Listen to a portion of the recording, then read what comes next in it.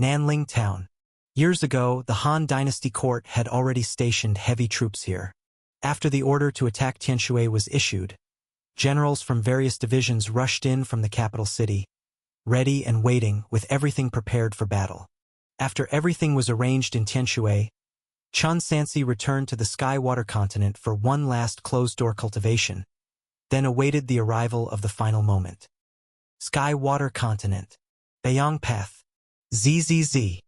The Sky-Wall city colonel was lurking in a valley, once again successfully ambushing two disciples of Shangyun's sect before rapidly retreating and disappearing. Meanwhile, in the shadows of the incident site, two figures silently witnessed the entire process. Senior brother Peng, are we really just watching like this? Wang Jun, seeing the blood of his fellow disciples spilled on the ground, could not help but feel a pang of sympathy. There is a saying among mortals, you can't catch a wolf without losing a child. Peng Rue calmly responded, these are very cunning.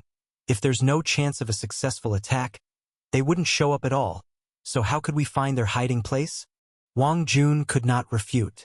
Chase! Peng Rue crushed several talismans, transforming himself into a hawk, following from afar behind the Sky Wall city colonel. Wang Jun then used his escape technique to closely tail. The two pursued for over half a day, reaching halfway up a desolate mountain, and saw amid lush forest a dilapidated mountain god temple. People were coming and going around the temple. Clearly it was the secret base of the demon cultivators. Ah, so they're hiding here. Peng Rue achieved his goal, feeling a wave of happiness. Let's go back and inform the elder, so he can dispatch personnel to avenge our junior brother Zhang someday. With that said, they left one after the other. Inside the mountain god temple, the people should have gone. Sukin said, as expected, they took the bait just as our master anticipated. Plop! Zhou Weijin discarded the head of a Xingyun sect disciple, looking dazed, saying, aren't these people all from reputable sects? Are we really going to annihilate them? Brother Zhou, are you confused? Yu Ji said, what damned reputable sects? They're enemies of our great Han, relentlessly seeking our destruction. If the Heavenly Water Bandit sect isn't eradicated, they'll threaten the Eastern continent in the future. Zhou Weijin did not refute, but his complex gaze lingered silently. Dusk Valley. Cave Mansion. The spirit-gathering array was operating beyond its limit, elevating the concentration of spiritual energy in the surrounding area to a higher level. Chun Sansi sat cross-legged on a meditation mat, greedily absorbing nature's spiritual energy, repeatedly refining it through the meridian cycle, storing it in his dantian. Self-awareness. Within the dantian, there was a vast ocean, into which streams of mana transformed into raindrops continuously fell, increasing the height of the magic sea. Until a particular moment, the rain became increasingly fierce, seeming like the Milky Way descending from the ninth heaven, irrigating the ocean. Cultivation technique. Swallowing fire technique. Mid-stage foundation establishment. Progress. 0/1000. Utility. Fire veins. Fire veins. Possessing multiple flames, freely wieldable, replacing fire veins, endlessly continuous. Simply put, from now on, when refining elixir pills, there's no need to rely on fire veins. The magic fire cast by oneself is equivalent to fire veins, allowing for anytime, anywhere alchemy. The greatest utility lies in endlessly continuous, significantly reducing mana consumption, making battles last longer. Present. Chun Sansi's martial arts true power is at the late stage, his immortal path is at the mid-stage foundation establishment, and the combination of the two means he won't be outmatched even against late-stage foundation establishment cultivators. If not for Shizhongzi's presence, he could already rampage across Bayong Path. Boom! A great rumble came from outside the cave mansion. Chun Sansi waved his sleeve to open the window, and sure enough, the direction was the main peak of days. The golden light of the demon destroying great formation had become even more dazzling, nearly obscuring the sun within, and even from afar, its might could be felt. No time left. The restriction of the heaven and earth seal loosens won't happen precisely on time, meaning it could shake any time in the next 2 months. The chance for victory had arrived. Chun Sansi exhaled a breath of turbid air, officially ending this period of closed-door cultivation. "Little Bamboo, your servant is here," Dongfang Jingxing responded as he entered. "Report to your majesty. Everything is ready. It's estimated that Xingyun sect members will take the bait in the coming days. We've arranged for several dozen days in the Mountain God Temple. By then Xingyun sect will have no choice but to dispatch several times the number of disciples to surround. With so many disciples trapped, your servant doesn't believe Shizhongzi can ignore it." "Good." Chun Sansi paused, his expression becoming more solemn. "Little Bamboo, the brothers of Skywall City, do they know what it means?" "Don't worry, your majesty," Dongfang Jingxing resolutely said. "Even if it costs my life, your servant will delay for your majesty and the army a few more hours." "No." Chun Sansi shook his head slightly. "After the event, you all should retreat immediately, scatter and flee, save as many lives as possible. If Shizhongzi really goes to the Mountain God Temple and realizes he's been tricked, would he simply give up? No, before returning to Daesfang City, he's likely to casually wipe out the Skywall City Colonels. Indeed, the Skywall City Colonels in this match are sacrificial pieces. War is cruel, the saying, "A general's success comes at the cost of countless lives," has never been merely an emotional sentiment. It's an unchangeable fact. Just like back then, without Assistant General Yusong's sacrifice, where would the victory at May Mountain come from? "Little Bamboo," Chun Sansi said in a deep voice. "Go and have Yu Ji and Yu Lai brothers relocated. They don't need to remain at the Mountain God Temple. As for the others, like Brother Wang Ji and the rest, even knowing certain death, there is absolutely no retreat. Again, people will die. Old grudges unresolved. New grudges arise." When Chen Sansi made this decision, he had no more hesitation, because he knew he must do it, must bear the responsibility of guarding the divine continent. Nowadays, he has achieved caring for soldiers like sons, using soldiers like clay, becoming increasingly like a qualified general, a qualified emperor. "It is I." Chun Sansi looked at the heavenly dome bathed in golden light, slowly closing his eyes, his voice slightly trembling. "So powerless." "Why does your majesty say so?" Dongfang Jingxing hurriedly said. "Your majesty is only 40, for the long-lived immortal cultivators, still an especially young junior. But your majesty already guards a realm in their presence. How can you belittle yourself?" "This is not my merit alone." Chun Sansi didn't say more. "All right, go quickly." "As you command."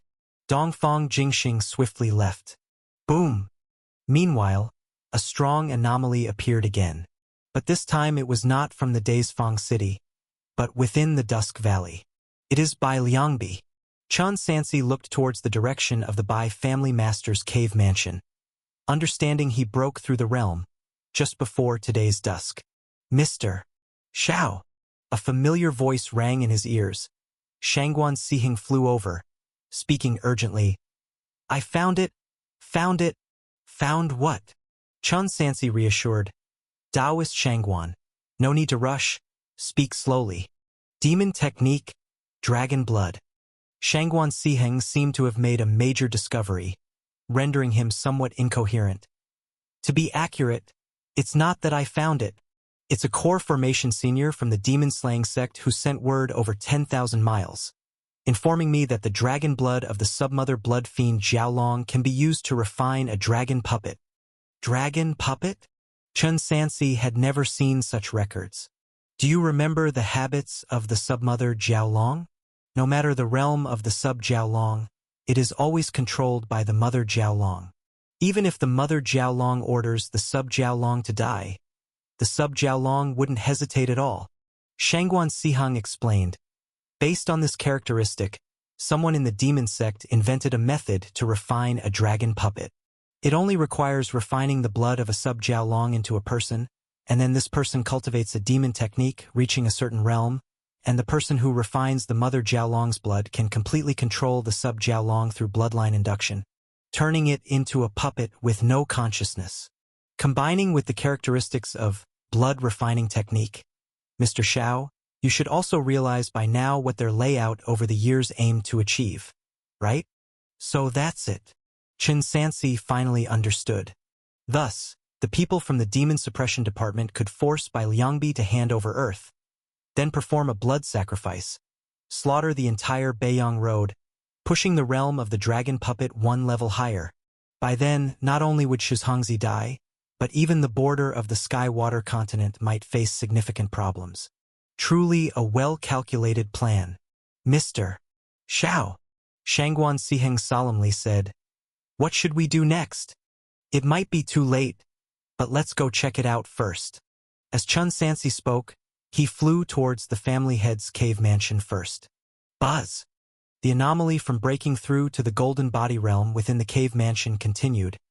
Even standing outside the stone gate, one would feel the impact of the vast true power. Thick earth decision. Chen Sansi summoned the shield to block while starting to destroy the stone gate. Fortunately, the protective formation of the cave mansion was only second tier, allowing him and Shangguan Siheng to break it open in the shortest time through their joint efforts. Bang!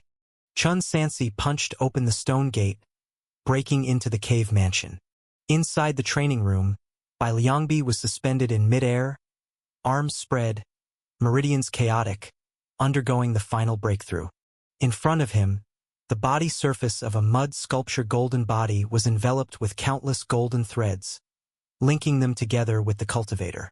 Bai Liangbi's body emitted golden light, resembling a vortex, gradually pulling the struggling mud sculpture golden body inward, devouring it.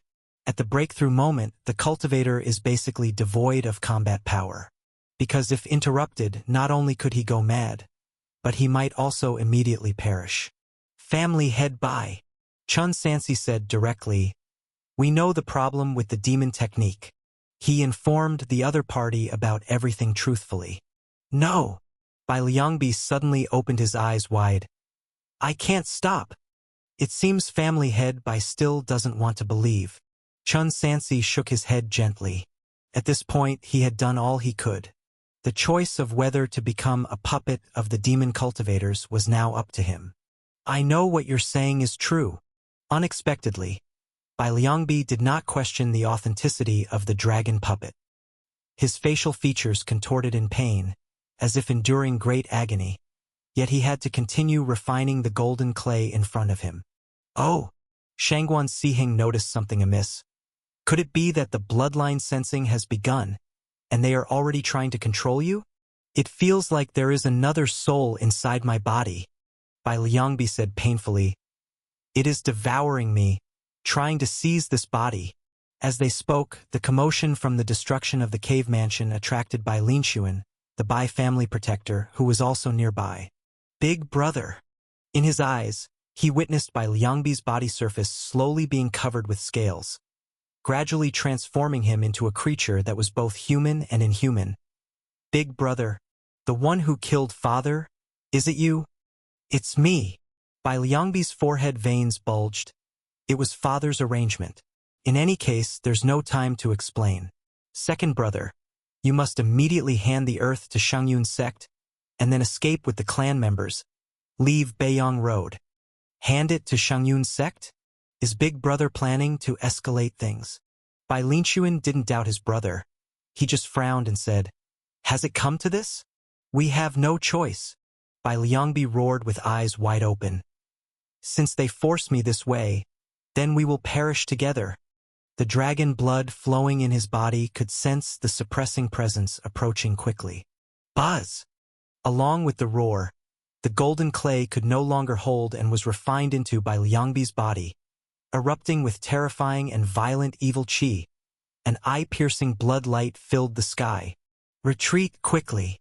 Chen Sansi reacted swiftly, retreating more than 100 feet backward. Only after a few moments did all the phenomena finally fade. Amidst 10,000 feet of dust, the scales on Bai Liangbi's body surface, along with his entire body, became resplendent with golden light, like a temple deity statue forged from gold. Golden body realm. They are coming. Bai Liangbi's aura became unprecedentedly powerful, yet his ferocious face was full of fear, mixed with unwillingness and anger. perhaps due to extreme indignation, or perhaps because of the abnormality in his bloodline. He breathed heavily. "Second brother, do as I said." Saying this, he made a move to leave. "Big brother," Bai Linxuan asked, "where are you going?" "Big brother can feel. Soon I will not be myself." Bai Liangbi trembled all over, then became murderous. "Before that happens, I will go and kill the scum of the Zhu and Shen families. Might as well take someone down with me since I am dying anyway." Family head Bai, hold on. Rather than dying in anger, I have another plan that might save the Bai family. Killing two birds with one stone. Chen Sansi suddenly spoke. "What? Mr. Xiao, speak quickly." Bai Liangbi frantically hit his head, trying to stay conscious. "At this point, let us be honest with each other." Chen Sansi flicked his sleeve, revealing a white robe. Under everyone's suspicious gaze, he said in a deep voice, "Xiao Feng is my alias. My real name you should know. I am Chen Sansi. People of the Sky-Water continent prefer to call me Chen Lei." "Chen Sansi? You are Chen Sansi?" Bai Liangbi looked at the white robe in front of him. His blood-red pupils first filled with surprise, then suddenly understood. "I should have realized earlier. How could a loose cultivator from the Sky-Water continent have inexplicable deep ties with the Eastern continent and also be able to command those people? So, Mr. Xiao is actually the Emperor Tianwu. Brother Chen, is it you?" Bai Linxuan stood in bewilderment. "You? Why didn't you reveal your identity when you came to Dusk Valley?" Chen Sansi explained. "Chen is an enemy of the world. Keeping a low profile is beneficial for both myself and the nobility, so I hope you can understand." "Haha. I have had some suspicions for a while, but Taoist's disguise technique is indeed divine. I couldn't see any flaw." Taoist Shangguan cupped his fists and said, "Then I will meet with you, Taoist. Let's cut the pleasantries short." Bai Liangbi struggled to stay conscious. "Taoist Chen Lei, earlier you mentioned there is a way to ensure the safety of my Bai family members? Go to my Great Han." Chen Sansi answered briefly. "Great Han." Bai Linxuan frowned and said, "Brother Chen, I have had this thought for a while. But the problem is, the people of Shangyun's sect are about to activate the formation to destroy the seal, and by then, the Eastern continent might also be unable to protect itself?" Chen Sansi finished the sentence for him. "That's why I need the help of family head Bai. This way, not only can the divine continent be safe, but the Bai family will also have a new place to reside." Bai Liangbi asked, "What do I need to do?" "Just say it. In the Mortal Mountains half a day's journey from here, there is a mountain named Gale Mountain, and on the mountain there is a mountain god temple." Chen Sansi said solemnly, "Send someone immediately, taking the earth, to this mountain god temple, and all issues will be solved. The bigger the commotion, the better." "Earth?" Upon hearing these words, Bai Liangbi's expression became conflicted. "And after that? How should the earth be handled?" "Two outcomes," Chen Sansi calmly informed. "First, after this battle, it will be inevitable for the earth to be exposed, most likely igniting a bloody storm, eventually falling into the hands of one of the great heavenly sects. Second, if the Bai family is willing to trust me, you can take the earth and come to the territory of Great Han, and I promise not to treat you unfairly. No matter who it is, anyone would desire such a treasure, and he is no exception. There is no need to feign disinterest. However, as it is said, a gentleman loves money but takes it properly. If they were enemies, there would be no need for scruples, but as allies, Chen Sansi would not resort to coercion, choosing instead to trade. He would use the divine continent's protection of the Bai family in exchange for the earth, a fair exchange." "I understand." Bai Liangbi fell silent for a moment, then suddenly raised his head to question, "What if I don't agree?" "I won't force you." Chen Sansi met his gaze. "But I must say, this truly is the best outcome for both the Bai family and the Eastern continent." "Ah!" Bai Liangbi laughed bitterly. "I am incompetent, unable to protect the treasure, ashamed before my ancestors. Second brother." He turned his gaze to his brother. "When I die, you will be the Bai family master, and how to decide will be up to you. Up to this point, Bai Linshuan still wasn't clear about what unexpected events caused his elder brother to become like this. He only knew that the Bai family had only two paths to take next. Either lose the earth and the entire family be annihilated, or pledge allegiance to Great Han and offer up the earth. Although the latter meant losing ownership of the earth, the Bai family could still obtain resources in the future. Considering the advantages and disadvantages, this was already the best outcome for the Bai family. Otherwise, with the Earth's current emergence, if the heavenly sects learn the truth of the past, everyone in the Bai family, even those hiding in Qingshu sect with changed names, might not be safe. Long live Emperor Tian Wu. Bai Linshuan abruptly knelt on one knee, his voice loud and clear. I, Bai Linshuan, am willing to offer the Emperor's breath soil, bringing the entire Bai family to pledge allegiance to the Eastern continent, Emperor Tian Wu. Brother Bai, please. There's no need for formalities. Chan Sansi helped him up.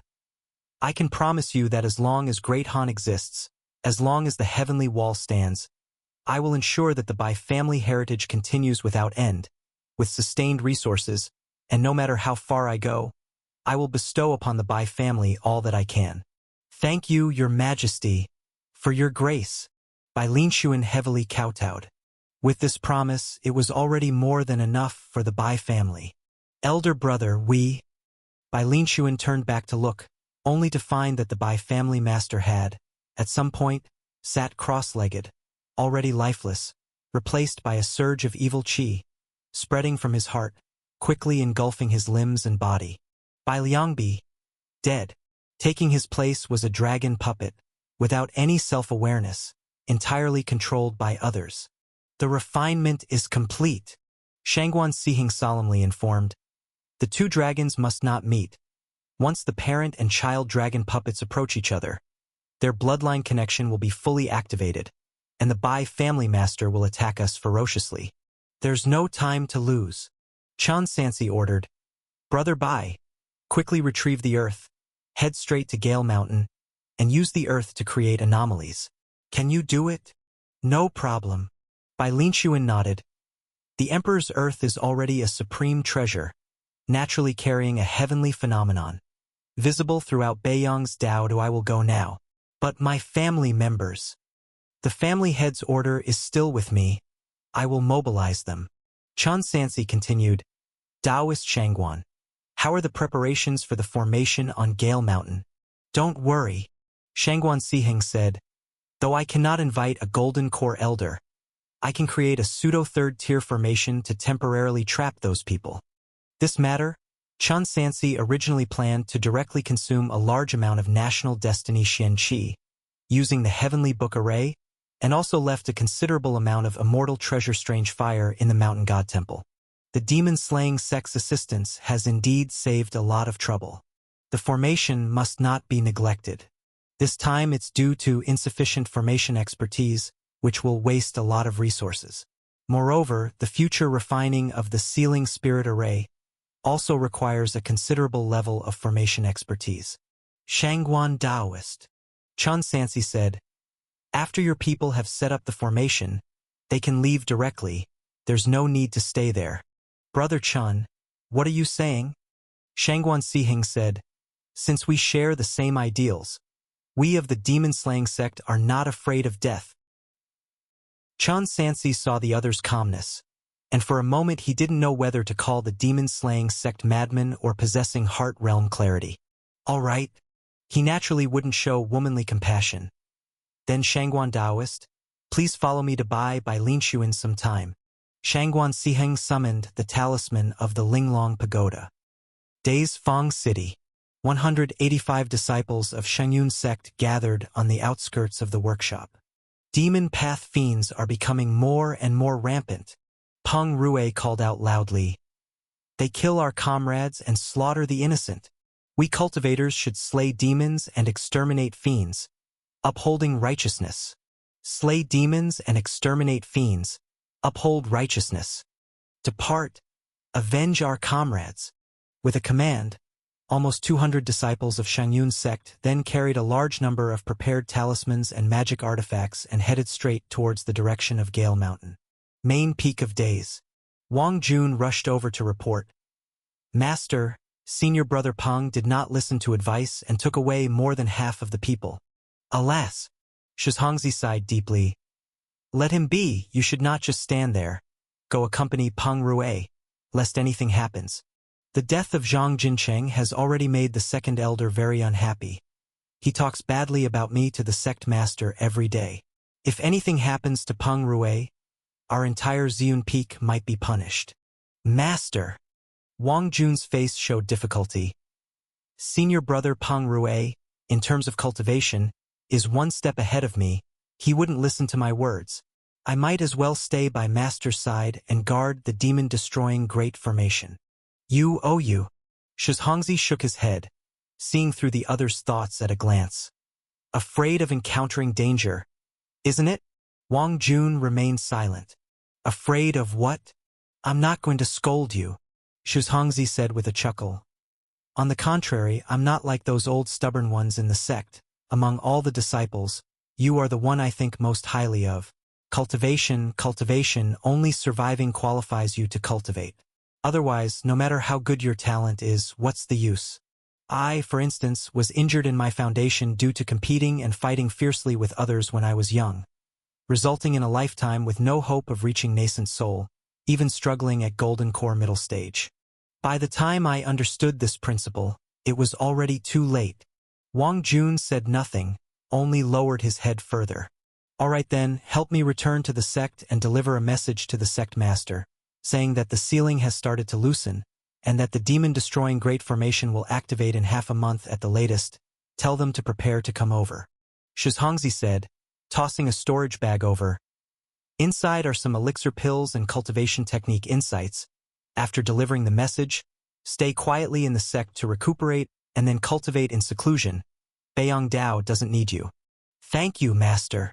Wang Jun felt joyful, taking the storage bag with both hands. Just as he was about to take leave, he heard the old voice in his ear. In future, don't self-harm to pretend injury. It will only delay your cultivation. If you want to leave, just tell me, scram.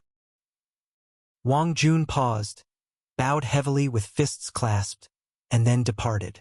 After he left, from the direction of Dusk Valley came waves of powerful fluctuations, containing mighty true power, mixed with overwhelming evil chi. That was, a martial artist of the demon cultivators in the Golden Body Realm had successfully broken through. This Beiyang Dao. Shizhongzi squinted his eyes. What exactly is hidden here? Gale Mountain, Mountain God Temple. Right here. Peng Rue drew his long sword. Brothers, listen up. Spread out to surround the entire mountain. Not one is allowed to escape. Buzz. In an instant, above the heavenly dome of Gale Mountain, flying swords roared incessantly. The dense disciples of the immortal sect seemed like banished sword immortals descending from the sky. Without any warning, they completely encircled the mountain and then quickly narrowed the encirclement, clearing the outer demon cultivators along the way until they arrived outside the Mountain God Temple. Under Peng Rue's gaze, he personally saw the demon cultivators in the Mountain God Temple panic, and his heart surged with the ecstasy of slaughter, shouting loudly, "Attack me!" Sword lights filled the sky.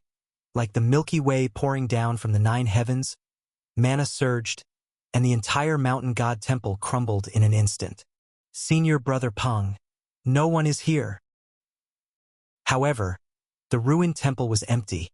Apart from the broken walls and the dust flying around, there wasn't a single human figure in sight. Where are they?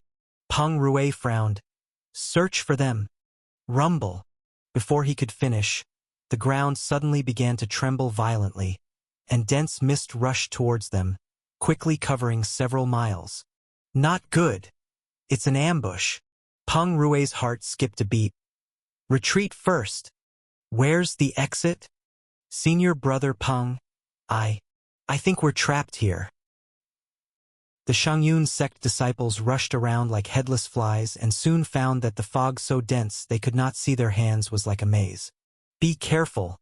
There's someone. Slash. A flash of blade light, and one Xingyun sect disciple's head fell to the ground. There's someone in the fog. In the mist, shadowy figures appeared and disappeared. They positioned themselves in special locations that aligned with the 9 palaces and 8 trigrams, completely merging with the fog, making it impossible to distinguish their exact number. Xingyun brats. A voice echoed in their ears. You're caught in my great formation. Like fish in a barrel. Why not surrender quickly? Playing tricks. Peng Rue slashed a sword in the direction of the voice, but it only stirred the mist without any substantial effect. He shouted in anger, Pang Jingxian, break the formation for me. As one of the 36 immortal sects, Xingyun sect had numerous disciples, skilled in the 100 skills of immortal cultivation. Naturally, each had disciples specializing in various pursuits. It's the enchanting soul formation. Pang Jingxian quickly recognized. This is a formation specifically used to trap enemies, usually seen on border battlefields. Enchanting soul formation? Peng Rue squinted his eyes. So, the formation itself has no lethal force? Pang Jingxian replied. That's right. It's just that we can't get out. Who said it has no lethal force? See if you'll die. Boom, boom, boom. Amid the mist, countless flames suddenly lit up. Those were fiery arrows, pouring down like a gale and rain from the sky. Fire arrows? Peng Rue casually swung his sword to block and deflect all the arrows, sneering. You demons, are you mad? Trying to use mortal weapons against us? Try this instead. Whoosh, whoosh, whoosh. The sound of bowstrings vibrating came from all directions, and another round of arrows descended from the sky. This time the flames on the arrows were all crimson red.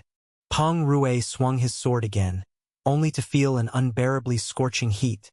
Even the surface of the sword's edge showed visible damage. Other careless disciples, mistaking it for ordinary flames, tried to grab the arrows with their hands and were instantly reduced to ashes. What tier flames are these? Peng Rue's expression turned serious. Is there a high realm cultivator here? Or is this some treasure? Ah! Screams continuously echoed. In the corner of the Xingyun sect disciples, someone would occasionally die from the flames. Spread out! Spread out! Peng Rue shouted.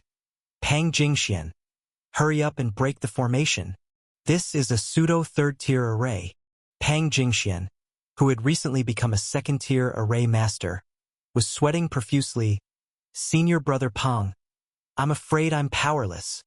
We're unable to escape the enchanting soul formation. Pang Jingxian. Peng Rue was first stunned upon hearing this, then angrily cursed.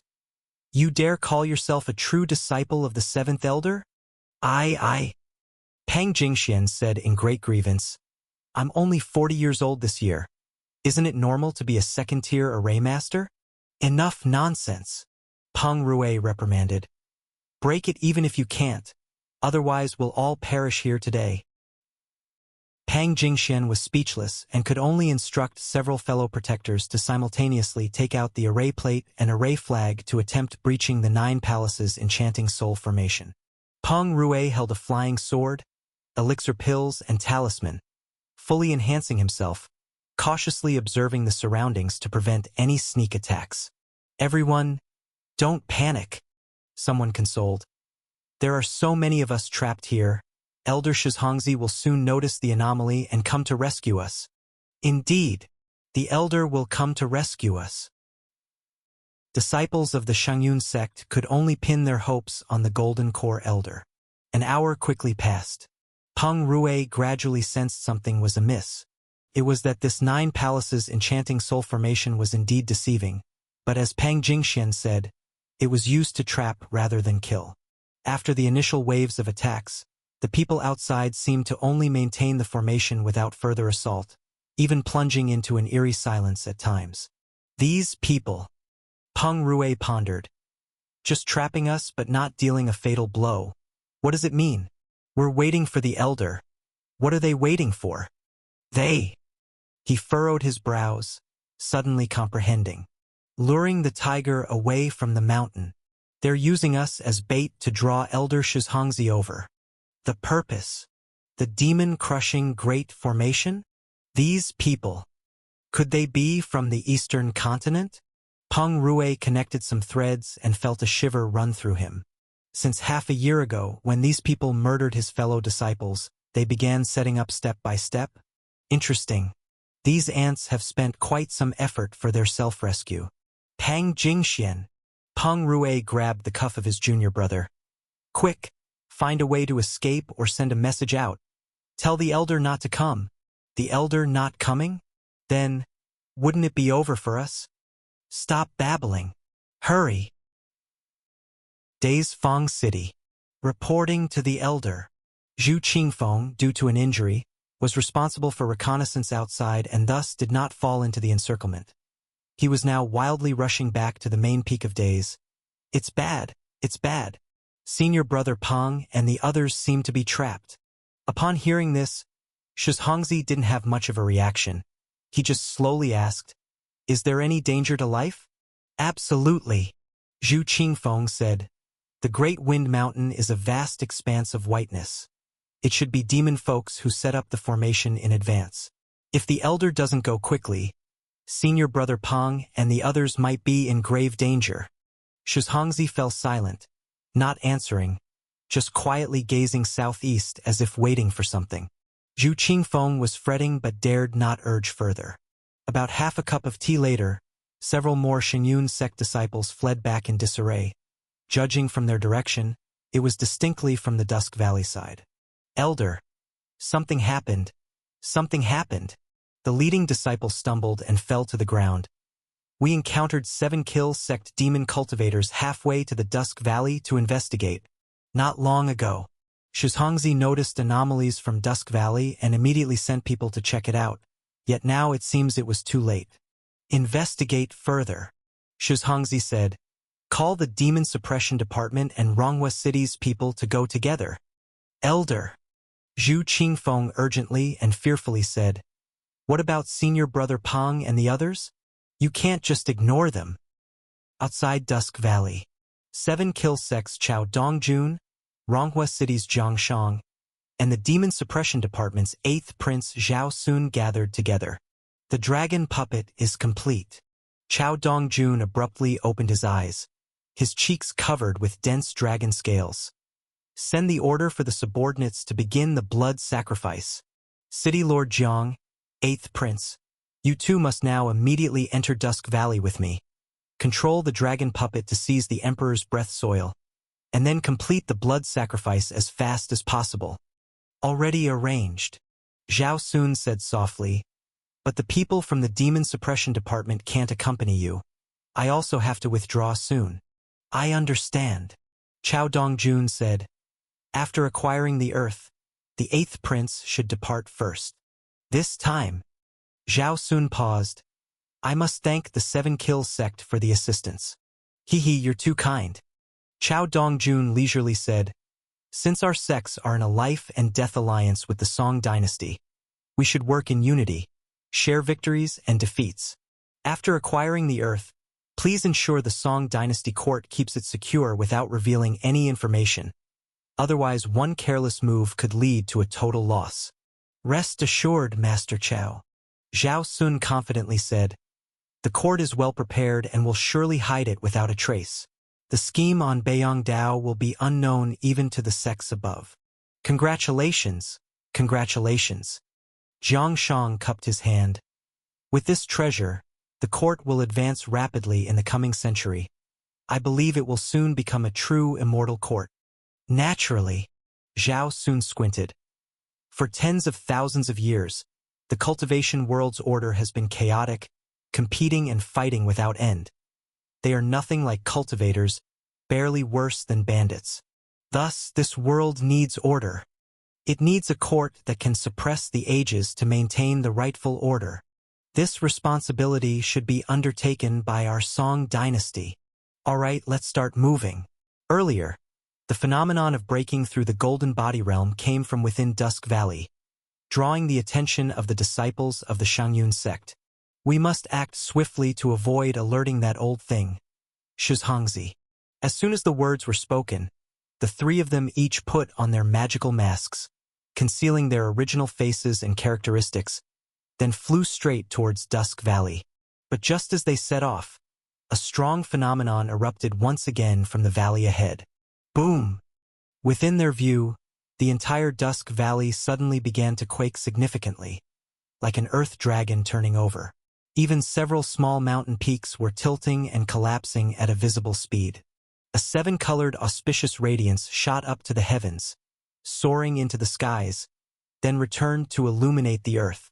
In an instant, the entire Baiyangdao-du was shrouded in auspicious radiance, and the sky above was filled with rolling clouds, resembling a heavenly river surging with countless gods overlooking the mortal world. This is... Chao Dongjuan's eyes twitched. No good. It's the breath soil. Someone has taken the breath soil. What? Zhao Sun was astounded. Didn't you say Bai Liangbi would willingly hand us the breath soil? It must be the demon-slaying sex people recognizing the dragon puppet. Chao Dongjun said, Don't worry, just 2 more miles ahead.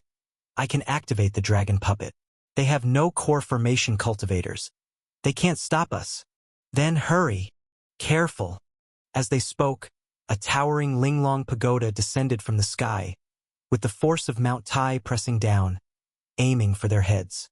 Each of them summoned their life-bound magical artifacts, collectively striking out with full force toward the pagoda.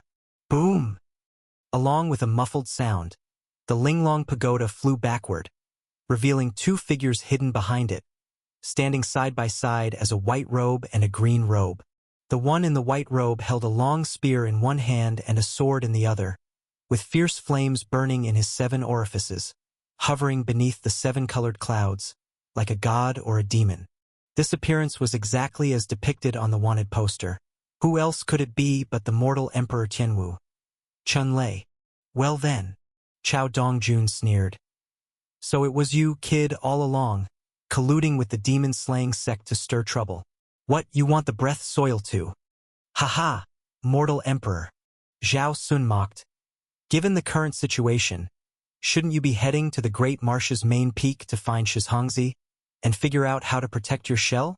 Coming here would mean even if you get the breath soil, do you have the life to use it? Hand over the breath soil obediently, and I can give you a chance to submit to the Song Court, or bear the consequences yourself. The Song? Chon Sansi retorted. What kind of court is it? Zhao Sun was stunned. What did you say?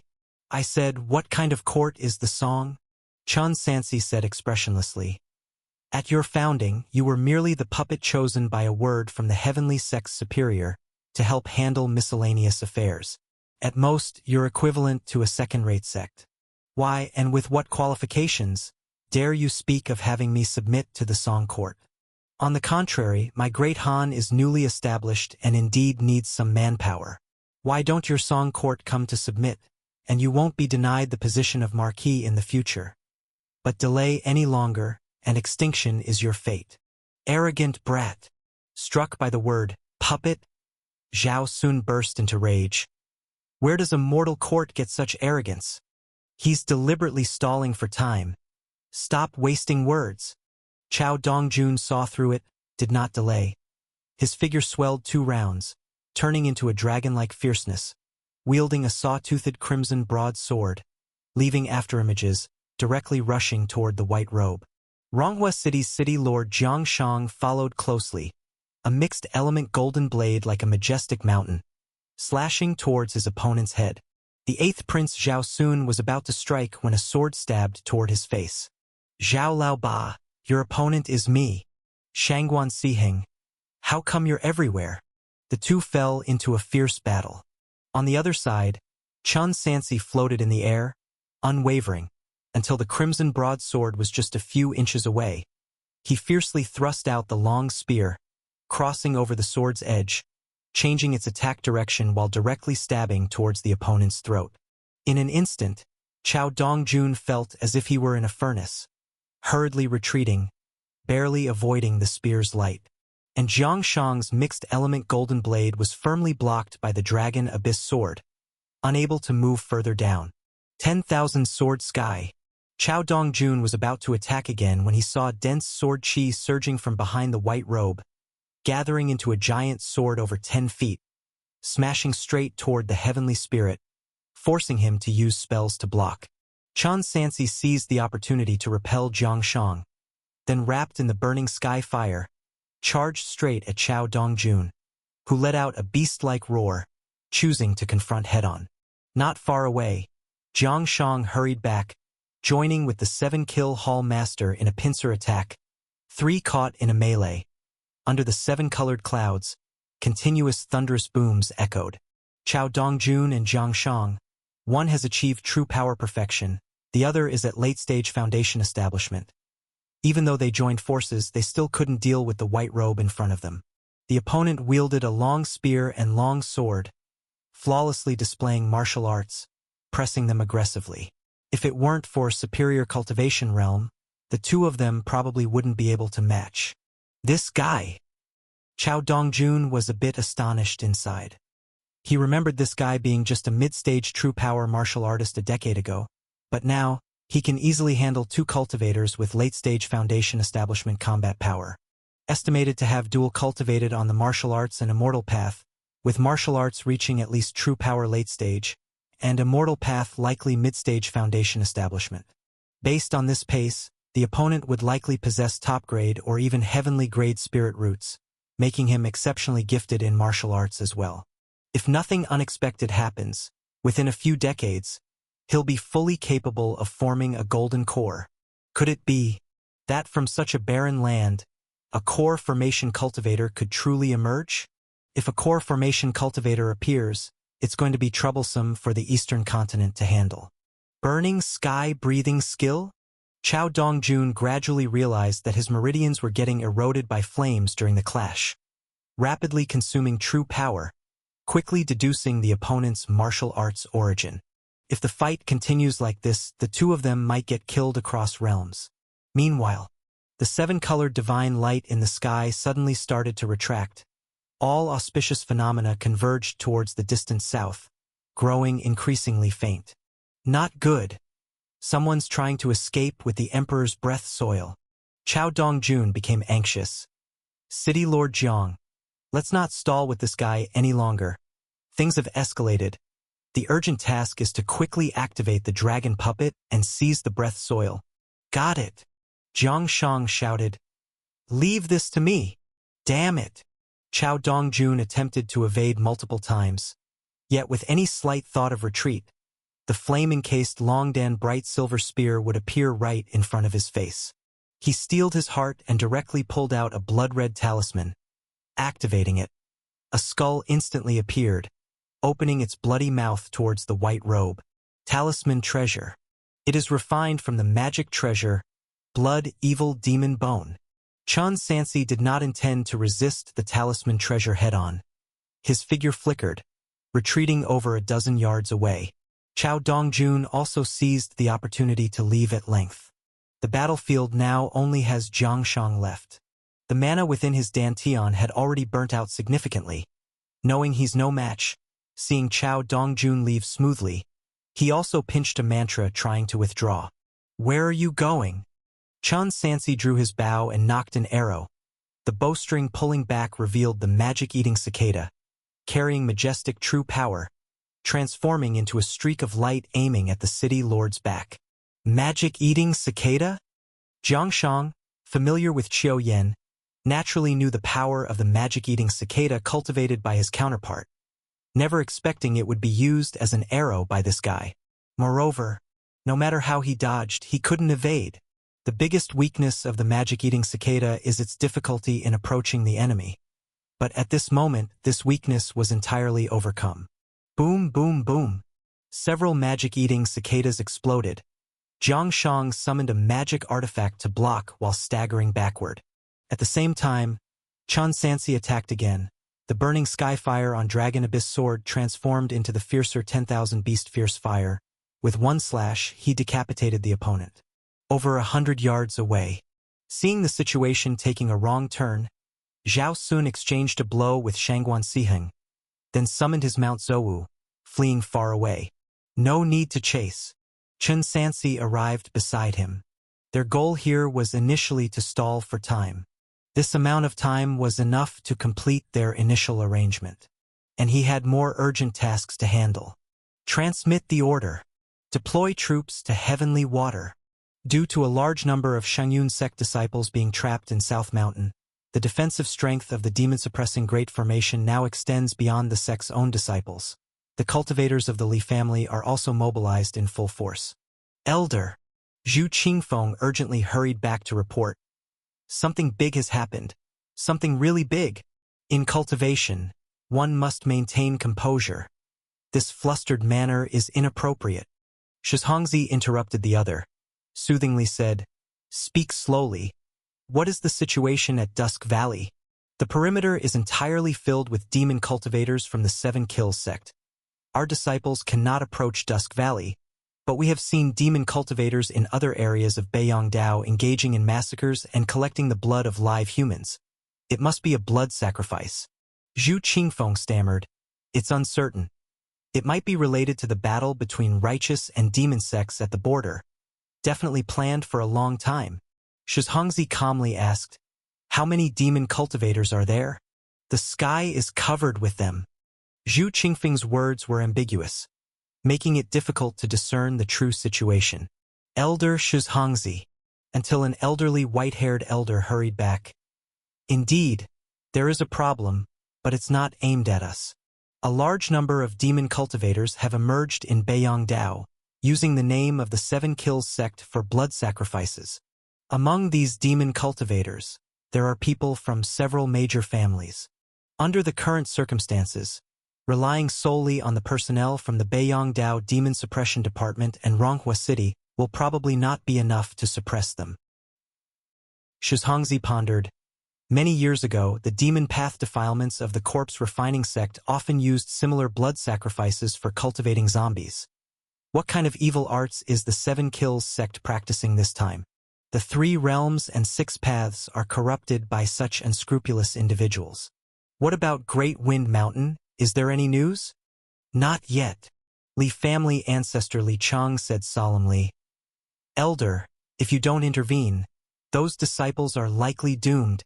The most talented young members of their Li family are under the Shangyun sect, all currently trapped in Great Wind Mountain. How could they possibly let them die without trying to save them?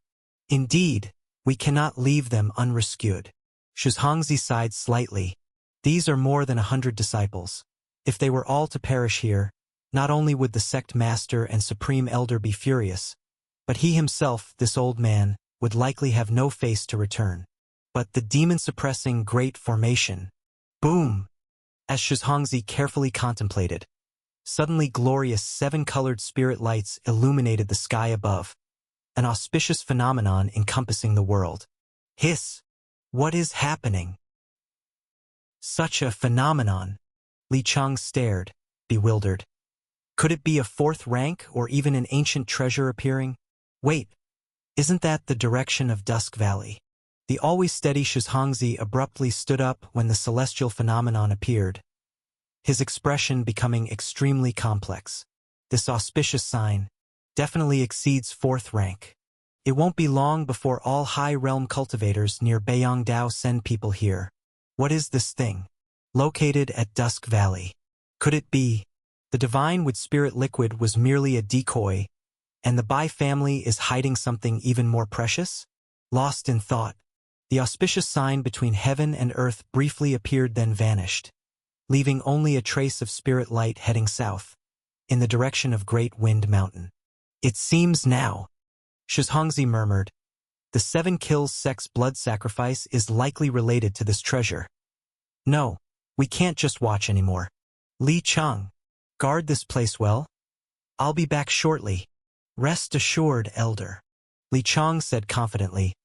Though I have no hope of forming a core with the Mirror Moon Sword technique, I bear the reputation as invincible below the Golden Core realm within Beiyangdao, and will strive to defend the demon-suppressing Great Formation to the death. It had better be so. After casting one last glance at the demon-suppressing Great Formation, Shizhongzi transformed into a light of escape and soared into the sky, vanishing in an instant. He naturally understands that by leaving, there's a high chance of falling into a diversionary tactic, with someone coming directly for the main peak of the Great Swamp. Yet the demon-suppressing Great Formation cannot be interrupted. Well, it's better than having over 100 disciples perish in Great Wind Mountain. Even if they conquer the eastern continent, it wouldn't be solely the territory of Shengyun's sect. This time, the demon-suppressing Great Formation was contributed by most of the 36 immortal sects, inevitably leading to another round of contention. Moreover, waiting for the ancestor vein to revive could be as short as decades or as long as hundreds of years. Who benefits most in the end still depends on what the heavenly sect decrees. If over 100 disciples perish, it could likely result in a certain degree of disruption for Shengyun's sect. By then, even if they seize the ancestor vein, Shengyun's sect might not receive any share. On the contrary, that auspicious object seems extraordinary. If obtained, it might benefit Shengyun's sect more than the ancestor vein. As for the demon-suppressing Great Formation, let it be destroyed. After all, the ancient remnants were originally found by Shengyun's sect. The other sects wouldn't dare utter a word. After much consideration, Shizhongzi's choice became firmer. With a gesture, only the sound of the rushing wind remained in his ears, the scenery beneath his feet swiftly passing by. Qi refinement foundation establishment cultivators fly using sword control, while golden core cultivators soar through clouds and mist, at a speed immeasurably faster. Before long, he arrived at the destination, Great Wind Mountain. Clad in a pure white Taoist robe, Shizhongzi stepped upon a cloud, overlooking the peak from the sky, seeing the dense fog enveloping the forest below. 9 Palace Enchanting Soul Formation. Though not proficient in formations, he quickly discerned some clues, then took a black nail from his bosom, muttering incantations, and with a wave of his hand, 36 black nails glistening like stars scattered, emitting radiant golden light, carrying minuscule runes invisible to the naked eye as they crashed towards the ground. Whoosh, whoosh, whoosh. The attack resembled a gentle drizzle, yet it caused the entire Gale Mountain to shake endlessly. The 9 Palace Bewilderment Array covering the surface began to fall apart. Within the 9 Palace Bewilderment Array, Qi Cheng, holding the array flag, was the first to sense the anomaly, but he maintained a calm demeanor and said calmly to the Sky Wall City colonels, "His Majesty's decoy mission has succeeded. Shizhongzi is already before us. The 9 Palace Bewilderment Array won't last much longer. Once the formation breaks, everyone scatter and escape. If you manage to leave, hide among mortals and await further orders to regroup." Have you all understood? Most of them were still Qi refinement cultivators, and even if they stayed, they wouldn't be enough for a Golden Core Master's appetite, so each life saved counted. "Don't worry, Master Qi, we remember." The colonels hidden within the formation responded one after another. They were all too aware they served as bait this time with a slim chance of survival. However, they understood that if they didn't act so, the entire eastern continent would face inevitable disaster. Although these people were now cultivators, they had shallow cultivation and were still young. Most could not sever ties with the mortal world, with family members still on the divine continent. Even for the sake of their loved ones, it was worth doing. "You're quite something, kid." Wang Ji praised Qi Cheng with clicking sound. "You're young, but you can stat calm like old Su in times of crisis. You go first later. I'll cover you." Rumble. Before he finished speaking, the 9 Palace Bewilderment Array could no longer hold, like a gale sweeping away, dispersing all the mist entirely. "Elder? Is it Elder Shizhongzi?" Pang Jingxian was filled with surprise and delight. "Elder," Peng Rui immediately reminded. "Elder, quickly return to the main peak of the Great Swamp. This might very well be a decoy mission." "Hey, you kid." Shizhongzi shook his head helplessly. "If you really worried about the demon extermination array, you shouldn't have come here behind my back." "I," Peng Rui said shamefully. "Disciple just wanted revenge." "Enough," Shizhongzi interrupted. "Let's get rid of these demon cultivators first." Without the protection of the bewilderment array, all the Sky Wall City's colonels were exposed without a trace. Their mission was accomplished, and they immediately began to retreat as originally planned. Only, It wasn't that easy. Above the clouds, a line of handleless blades appeared behind Shizhongzi. With a slight wave of his hand, the dense swarm of sword blades swarmed to the ground like a plague of locusts, cutting through everything like slicing through melons and vegetables, leaving a river of blood in their wake. Ah! Save me! Save me! I've repaid His Majesty's nurturing. For a time, screams and wails filled the air. The previously trapped Shengyun sect disciples also began their frenzied revenge. Go! Clang! Wang Ji cleaved apart a flying sword from a Foundation Establishment realm cultivator, shielding Qi Chang and urging him, "Aren't you leaving yet, kid?" "General Wang?" Qi Chang wiped the blood from the corner of his mouth. "You, now a state duke and the emperor's brother, shouldn't be the one covering retreat." Wang Ji, while dealing with Shengyun sect disciples, cursed and said, "You're a talent, kid. It'd be a pity if you died. Stop being bloody talkative and get out, or we both die here." Seeing the colonels dying continuously in front of him, reason told Qi Chang he shouldn't argue any longer. Thus, he gritted his teeth, turned, and pulled along the young eunuch still fighting desperately. "Dong Fong, let's go, let's go." The massacre continued. Dealing with them for golden core cultivators was truly effortless. At this moment, while controlling his magic artifact to harvest lives, Shizhongzi extended his divine sense outward, searching for traces of treasure. "No! I clearly saw the seven-colored divine light disappear here. Where has it gone now?" He was carefully searching for clues when he suddenly noticed movement from behind. Someone's coming again. The hall master of the Seven Kill sect, Chao Dongjun, hurriedly flew through the air, accompanied by a creature that was neither human nor dragon, clearly the Bai family master. Not long ago, he shed his white robe, smoothly approached by Liangbi, and completely refined him into a dragon puppet. Then he rushed here, only to find that the abnormal phenomenon of the Emperor's breath soil had disappeared. However, it seemed there was a chaotic battle ongoing at Gale Mountain. Shengyun sect. Chao Dongjun recognized that one group was the disciples of the Shengyun sect. As for the other group, he speculated they might belong to the demon-slaying sect or perhaps the Great Han. Unexpected. The Han dynasty had cultivated such a large group of cultivators in just over a decade. Buzz! In a moment of distraction, a sudden surge of intense killing intent came from ahead, and Chao Dongjun looked up to see silvery blades merging into one, transforming into a sword edge without a hilt, turning into a golden streak, ripping through the air towards him. "Dragon puppet!" he shouted. The dragon puppet beside him flickered and shielded its master, surrounded by evil chi, crossing its arms to block, its golden body unfolded, appearing akin to a divine dragon statue. Boom! The collision between the two stirred terrifying mana shockwaves, the sound alone vibrating ordinary living beings within several miles to death on the spot, causing over half of Gale Mountain to collapse. Shizhongzi retracted his blade, while Bai Liangbi fell heavily to the ground. This exchange of blows ended in a draw. Golden Body Warrior? Shizhongzi was slightly surprised, observing the empty-eyed golden body cultivator on the ground that resembled a beast. No, this should be a puppet concocted through some demon technique? The blood sacrifice of Beiyang Dao, is it your doing? Shizhongzi. Chao Dongjun did not answer but hid behind the dragon puppet, gritting his teeth. I wondered how the earth vanished. Turns out it was intercepted by you, old thing. What did you say? Earth? Shizhongzi rapidly searched his mind for this term, his pupils trembling. Are you referring to the earth breath soil? Or the emperor's breath soil? Stop feigning ignorance.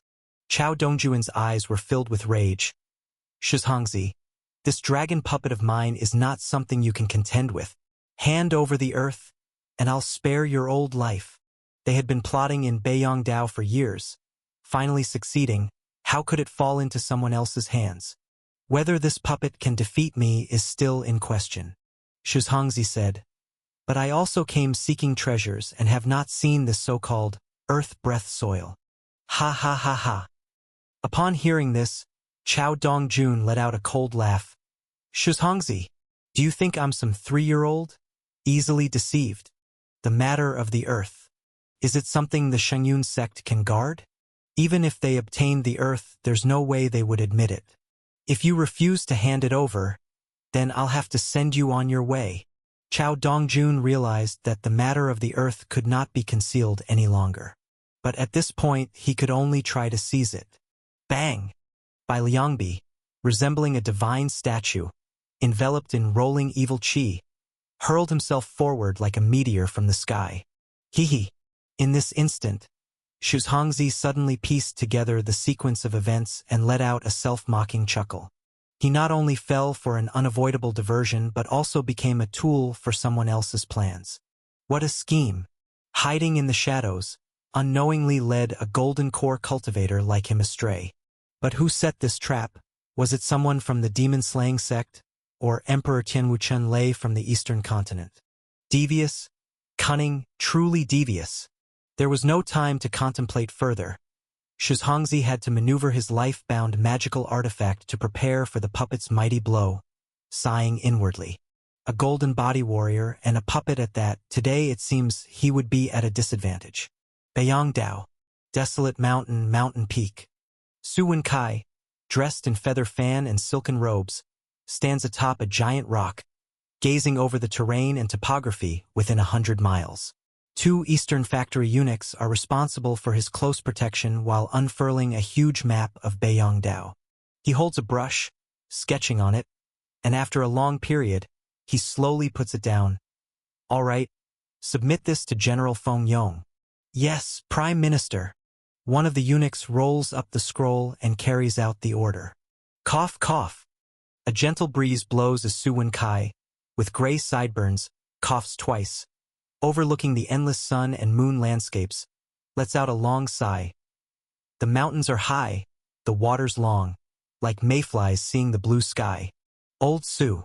Chan Due spits out the foxtail in his mouth. What are you lamenting about? Hee. Su Wenkai chuckles. An old minister laments the vastness of heaven and earth, yet oneself is a mortal with limited lifespan, unable to continue assisting your majesty. Oh! Chan Due remains indifferent, pauses for a moment, then says softly, otherwise, I'll turn you into a zombie?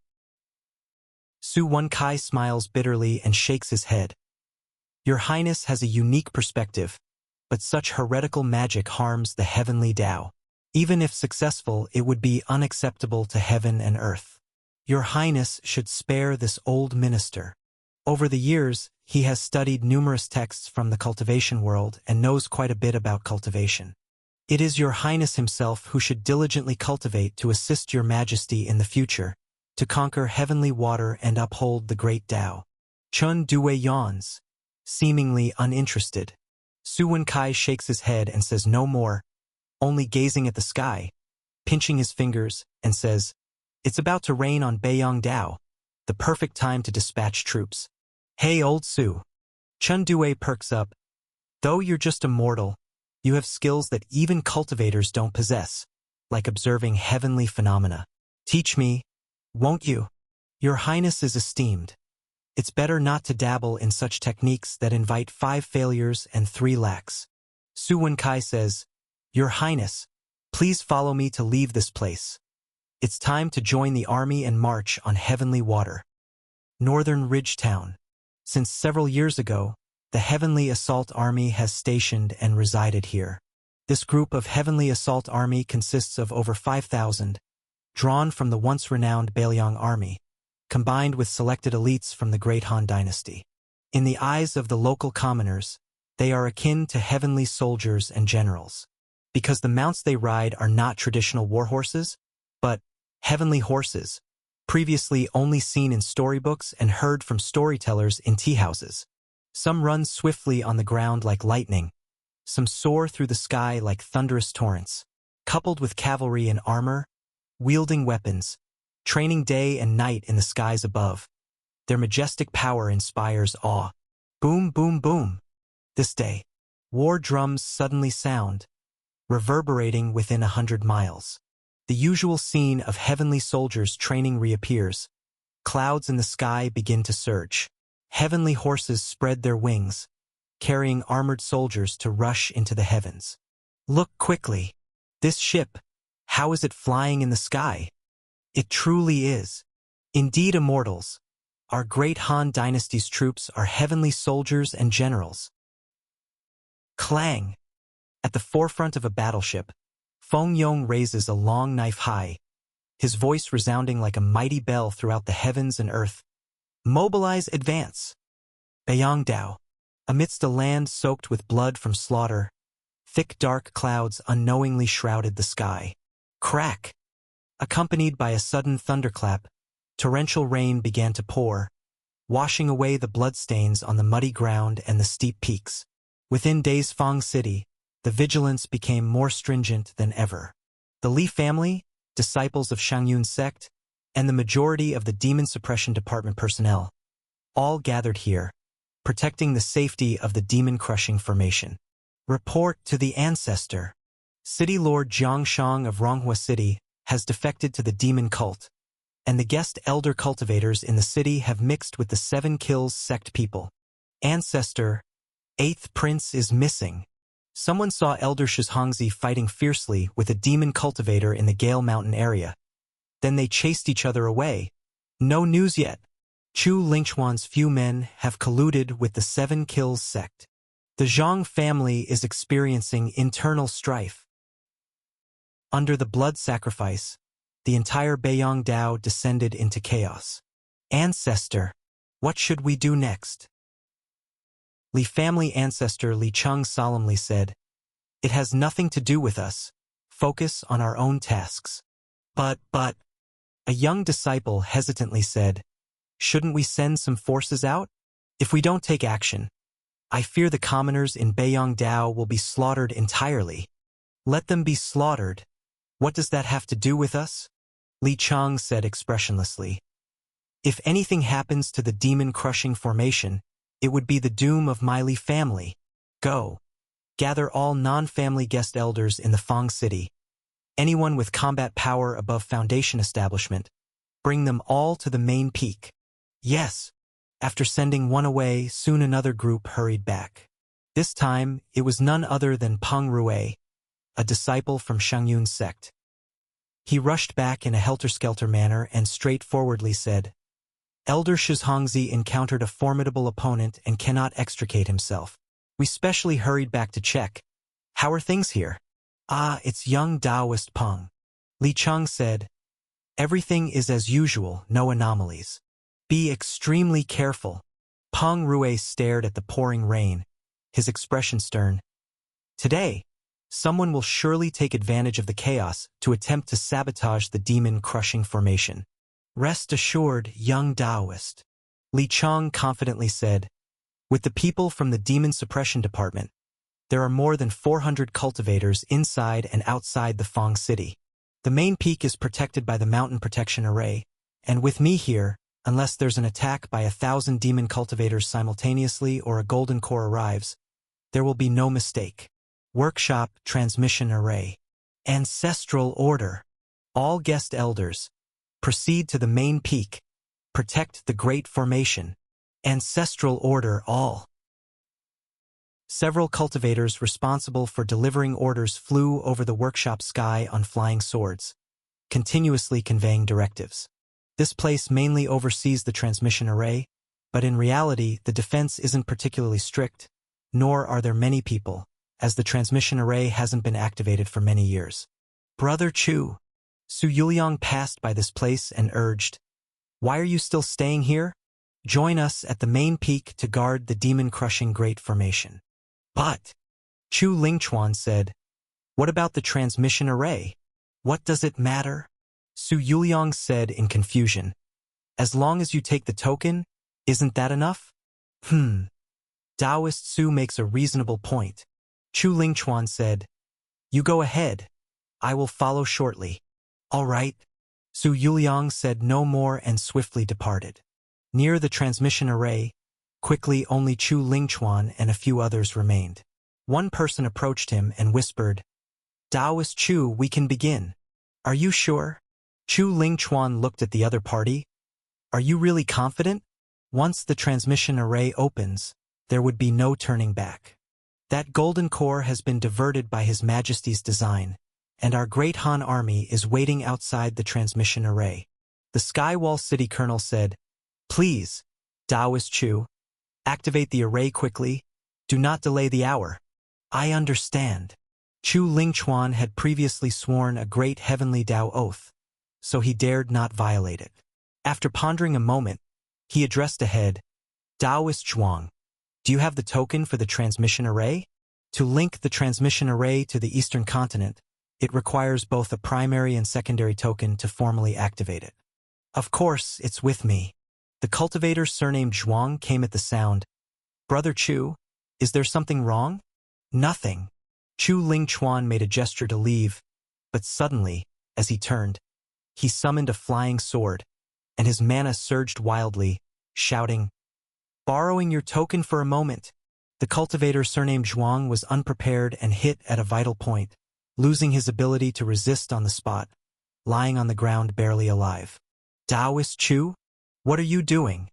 The few cultivators also responsible for the transmission array were shocked and terrified, with those reacting quickly fleeing immediately, while those stunned were easily slain. Brother Chu, the cultivator surnamed Zhuang, blood trickling from his mouth, looked in disbelief at the brother who had daily shared drinks with him, struggling to ask, Why? On the immortal path, there was no other choice, Brother Zhuang. Forgive me, we shall be brothers again in the next life. Chu Lingchuan calmly ended his life, then quickly found the other token, placing both the primary token and spirit stones in the slot.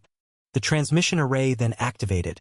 The void began to twist until a bright blue vortex formed, announcing the formal connection to the Eastern continent. Boom! Above the dim sky, first came the spider web-like lightning, followed by deafening rolling thunder. Upon Daze's main peak, one could see another mountaintop. In the rain, a massive transmission array quietly appeared. Is it Nameless Mountain? Li Cheng sat cross-legged, his clothes not wet by rain or mud in the slightest. Noticing the anomaly, he furrowed his brow and asked, What's happening? Why are you activating the transmission array? Don't know, old ancestor. It's always been managed by external guest elders. Why don't you go check? Boom, boom, boom. Before the words were finished, from the dark sky, suddenly came a drumbeat that shook heaven and earth, rhythm heavy and austere, occasionally overshadowing the thunder, enveloping days. What for? Look quickly. In the sky, there are flying boats. No, it's people. There it was. Above the nameless mountain, numerous flying ships of magic artifacts emerged from the transmission array, hanging high above in the sky densely filled with black clouds, much like the sound of war drums from thunderstorms, emanating from the warships. One by one, shadows flew out from the warships, arranging themselves above the dark cloud formations. Among the flags wildly dancing in the wind was the sound akin to a dragon's roar, coincidentally illuminated by the lightning revealing the gilded character on the flag, Han. And those shadows were clearly great Han soldiers clad in Mingguang heavy armor, wielding deep cold blades and spears, standing amongst the clouds, overlooking the entire earth. Witnessing this scene, not only the cultivators in Daesfang City but even the demon cultivators everywhere in Beiyangdao, who were slaughtering living beings, were taken aback. Who are these cultivators from which sect? Why are they all wearing armor? What are they here to do? The cultivators had never seen such a scene and couldn't help but discuss it nervously. Fools! Peng Rue from Xinyun's sect shouted first. What sect? Where? Didn't you see the flag they're flying? It's from the Eastern Continent's mortal Han court. Upon hearing this, the cultivators were even more astonished. Looking at the troops in strict military formation high in the sky, together with their majestic aura, they couldn't help but feel that this could really be called a mortal court. Not even the immortal dynasty of the Southern Song in the Sky Water continent would possibly have such grand divine soldiers. In response, The demon suppression guards of the Demon Suppression Department could completely confirm this. The majority of the Song Dynasty's cultivators were concentrated within the Demon Suppression Department, and the military was mostly used for mundane affairs management. "Look at your ridiculous cowardice," Li Chang scolded. "Where would the Eastern continent have so many cultivators? These people must be just mortals pretending to be mystical." "Spot on," Peng Rue agreed. The cultivators of Skywall City were already dispersed at Gale Mountain. "These are merely mortal troops? What are you afraid of?" He gazed at the blurred shapes in the sky, knowing his guess was true. The plan to lure the tiger away from the mountain was arranged by those from the Eastern continent, with the aim of seizing the opportunity to destroy the Great Formation for self-protection. This indicates that Emperor Tianwu Qinlei is 90% likely to appear here. Just as anticipated, Peng Rue's intent to kill surged. To this day, the bounty on Qinlei was still effective, and indeed, the bounty content continued to increase. The resources traded for capturing this man's head were sufficient to pave the way to the Golden Core realm. "Everyone, prepare yourselves. Crush these ants for me." In the sky, the 5,000 members of the Heavenly Assault Army arranged themselves. The middle-aged generals Zhao Kong and Feng Yong stood at the front of the formation, looking at the scene of the cultivation world. "It's been over 10 years. Us brothers haven't seen blood in over 10 years. "Indeed. How interesting," Wu De joked. "Since we started following His Majesty, we've rarely fought a prosperous battle, often fighting fewer against many, or even straight up within the enemy's encirclement. Yet now, a group of mortal martial artists runs directly to face off against cultivators. Let's fight them." Zhu Tong cursed. "During the founding of the nation, I already disliked those flying around in the sky." "Well said, and with the great Han's prosperous fortune, although we may be weak ourselves, we can rely on the nation's fortune. Why should we fear these birdmen? Old Su and His Highness have arrived." A flying boat approached from afar, hovering before the army formation. Su Wan was clad in feather fan and kerchief, silently observing the main peak of days. The three armies fell into a solemn silence, with only the rhythmic, muted war drums left within the clouds. Until shortly after, a figure in white robes wrapped in flames flew back from the south with sword control, coming to the front of the army. At this moment, the 5,000 Heavenly Assault Army simultaneously struck their left hands against the armor on their chests, bowing to salute, their voices resounding louder than all else, echoing across Beiyangdao. "The Heavenly Assault Army greets His Majesty. Long live, long live, long live Your Majesty Tianwu." Clang! Dragon abyss trembles and gold light pierces the dark clouds. Chun Sansi, clad in a white robe, gazes at the soldiers, not bellowing aloud. Yet his voice resounds through Cloud Peak. "Soldiers, do you see the main peak of days ahead? It is right there, those people who wish to destroy our great Han dynasty, the peaceful world exchanged with tens of thousands, hundreds of thousands of brethren's lives. They want to seize Jiang Mountain, classifying most people as second-rate. They want to seize the land, once again filling fields with spiritual grain. They want the right to dictate life and death. Can you agree to this?" "No!" Over 5,000 voices respond in unison. Words like thunder. They bear no spirit root, mostly mediocre martial artists, naturally nurturing a deep-seated resistance against the lofty immortals. Today marks the first battle of our Han immortal dynasty, conveying its formidable reputation and the order of Heavenly Tao to the Heavenly Water Bandit sect. This concerns the survival of our divine continent. Boom! The long Dan bright silver spear in Chun Sansi's hand points skyward, like a dragon head soaring. Each word and sentence carries boundless majesty. "I shall lead as the vanguard. Heavenly Assault Army heed my command. To battle. Kill the enemy. Kill." The command to kill shakes heaven and earth. In the cultivator's eyes, they see only the bloodthirsty armored divine soldiers, controlling the surging dark clouds, accompanied by the sound of war drums and waving flags, like heavenly soldiers and generals embarking on a crusade against evil. marching grandly towards Daze's main peak. Arrogant ants. Peng Rui's voice arises again. What are you afraid of? They're only bluffing. Open your eyes and look carefully. These mortals' mounts are nothing more than the lowest Lu Shu. Only then do people notice. Indeed, these mounts are just unremarkable spiritual beasts. Though they appear fierce, they actually have no combat power. They suddenly feel ashamed and furious, each displaying their signature skills, charging at the armored soldiers one after another. As the two forces draw nearer, the leading figure in white robe suddenly shouts, "Heavenly Assault Army, form the array." 18 Netherworld soldiers, rolling thunder formation. Form the array. Amidst the waterfall-like rain, the armored soldiers receive the commands. Warhorses begin to neigh. Flags start to twirl. They rearrange above the clouds, vaguely resonating with the heavenly Tao, integrating with the thunderous rainstorm. For a moment, the cultivators floating in midair seem unable to see the enemy army ahead. Only the torrential rain and lightning. They are forming an array? Everyone gazes at each other, becoming a bit hesitant. Despite forming an array, why are there no spirit stones or array plates? What is this? Peng Rui squints his eyes. Heavenly Book Array? Rumors abound. Chun Lei of the Eastern Continent wields an invaluable treasure, capable of utilizing elusive fortune to exhibit special arrays, even having once controlled a heavenly meteor. Yet, to the cultivators, this story is as intangible as mortals hearing about cultivation. Act! Peng Rui shouts. The first to kill, reported to the sect, rewarded with elixirs and spirit stones.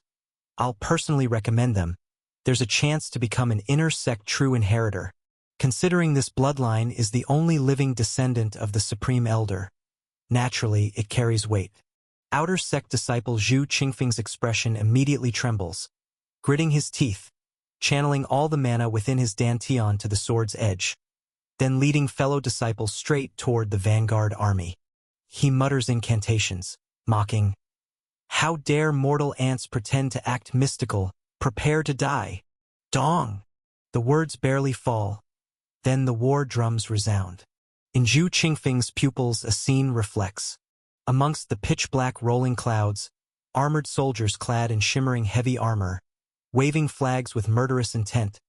Coincidentally at this moment, lightning streaks across the 9 heavens, then summoned onto the surface of the flags, afterward crashing towards him.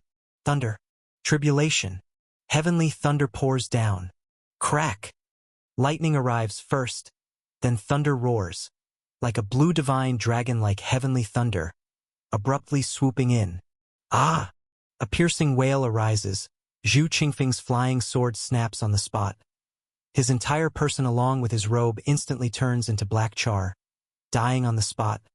His body rigidly falls straight, heavily striking into the mire. Heavenly thunder. These mortals can actually summon heavenly thunder. Cultivators vie with the heavens for creation fortunes. Upon attaining a certain realm, they must endure heavenly tribulation to break through. Within the tribulations, the most perilous is the thunder tribulation. Countless prideful talents have perished under the endless thunder tribulations. Hence, heavenly thunder. These 2 words are engraved in the bones of fear among cultivators, akin to wild beasts in the mountains fearing the mountain king tiger. Witnessing firsthand the great Han heavenly assault army summon lightning to strike down fellow disciples, none of the cultivators are without horror. They're not mortals. Divine weapon. They are the heavenly soldiers and generals who can summon divine thunder. Crack. Simultaneously erupts the second thunderbolt, followed by the third, fourth, one after another of azure heavenly thunder, under the command of imposing heavenly soldiers, strikes down upon the cultivators of Daze Fong City. Those who fail to dodge in time, all die violently on the spot. In an instant, extreme fear pervades among the cultivators of Daze's main peak, who dare not advance, wailing and scattering about madly. What a joke! This old man refuses to believe it. Li Cheng sneers, directly soaring into the air, blocking before the cultivators, forming seals with his hands to cast. summoning a circular glass shield in front, refusing to dodge, letting the thunder bombard upon it. There was only the piercing sound of crackling, and the shield conjured by the spell shattered on demand, but at the same time it dissipated the thunder. Li Cheng stood atop the black clouds, surprisingly unharmed. His voice was loud, penetrating into the ears of the cultivators. Did you all see it? This is not heavenly tribulation divine thunder. Its might is equivalent to mere spell thunder. The more you panic, the more you will die without understanding why. Face it normally. Just be cautious. Such low-level thunder skills. What is there to fear? This heavenly book array is indeed peculiar. It can actually borrow the power of heaven and earth to channel the force of heavenly thunder. Though subjected to certain restrictions, its might cannot compare to real heavenly tribulation, yet it can indeed pose a lethal threat to low-realm cultivators. No wonder that mortal emperor dared to roar against the cultivation world of Sky-Water Continent. Turns out he was holding such a treasure. The situation has come to this. There's no choice but to fight to the death. Anyone who flees before the battle, kill without mercy. Finally, after confirming it wasn't heavenly tribulation divine thunder, but merely spell thunder, the cultivators reignited their battle intent, each unleashing their talents, charging into the army formations, fighting fiercely. On the other side, some heavenly wall city colonels, having escaped from Gale Mountain, came to the front battlefield and quickly blended into the army formations. "Brothers!" Zhao Kong shouted loudly. "Did you all see? These so-called immortal masters are nothing, almost scared to wet their pants by us. It's a great opportunity to annihilate them. Kill!" The sound of killing shook the heavens and earth. Two armies collided, beginning a frontal engagement. Ever since the founding of Great Han, the people's mystical energy in the Shenzhou officially transformed into national destiny, and the power within it underwent a qualitative change. Now, West Qi, Nansu, and even Dongqing have all been incorporated into the Great Han's territory, making the national destiny even more vast. And the strength of the heavenly book array when deployed relies on the amount of national destiny mystical energy infused. The 18 Netherworld soldiers' rolling thunder formation, too, was not the first time it had been unleashed. Nearly 20 years ago, outside Silver Pine Cliff at Hilagwan, Chun Sansi had once teamed up with Fang Qingyun to fight. But at that time, the thunder summoned was merely 2 to 3 bolts, and their power was very weak. But now, the vast national destiny of the Great Han, through the formation's invocation, the severity of heavenly thunder is enough to cause fatal damage to early and mid-stage Qi refinement cultivators. Even late-stage ones absolutely dare not resist.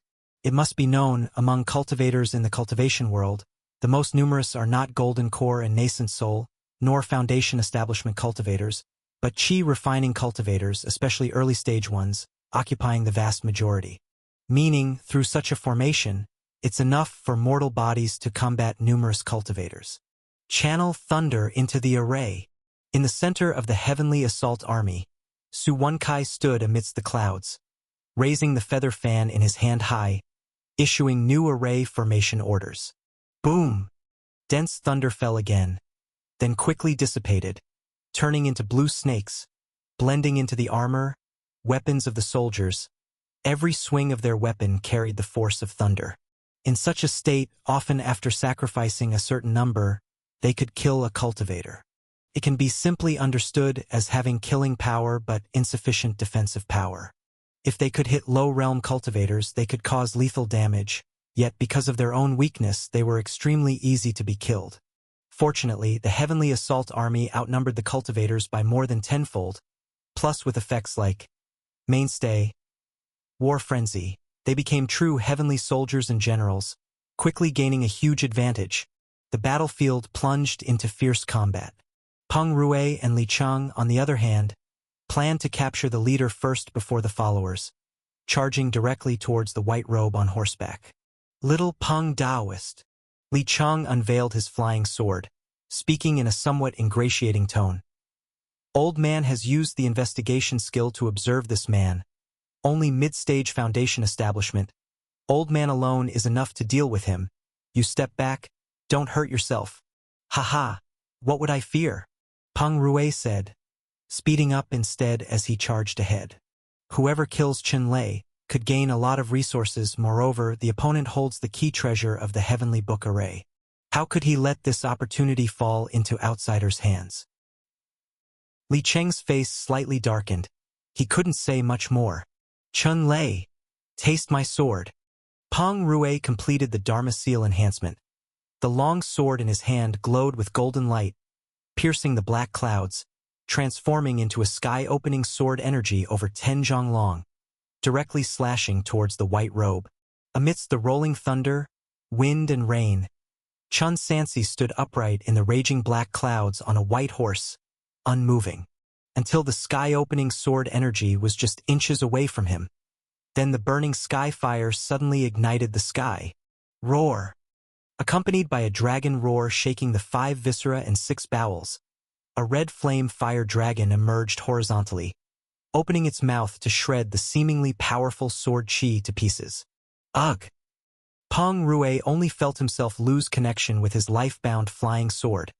A weight in his chest, darkness before his eyes, nearly spitting a mouthful of blood. His body drifted backward 100 zhang.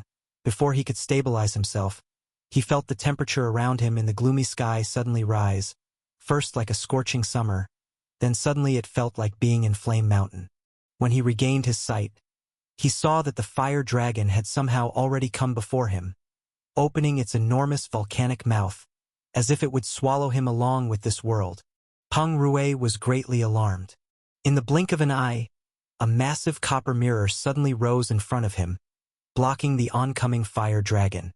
Crash!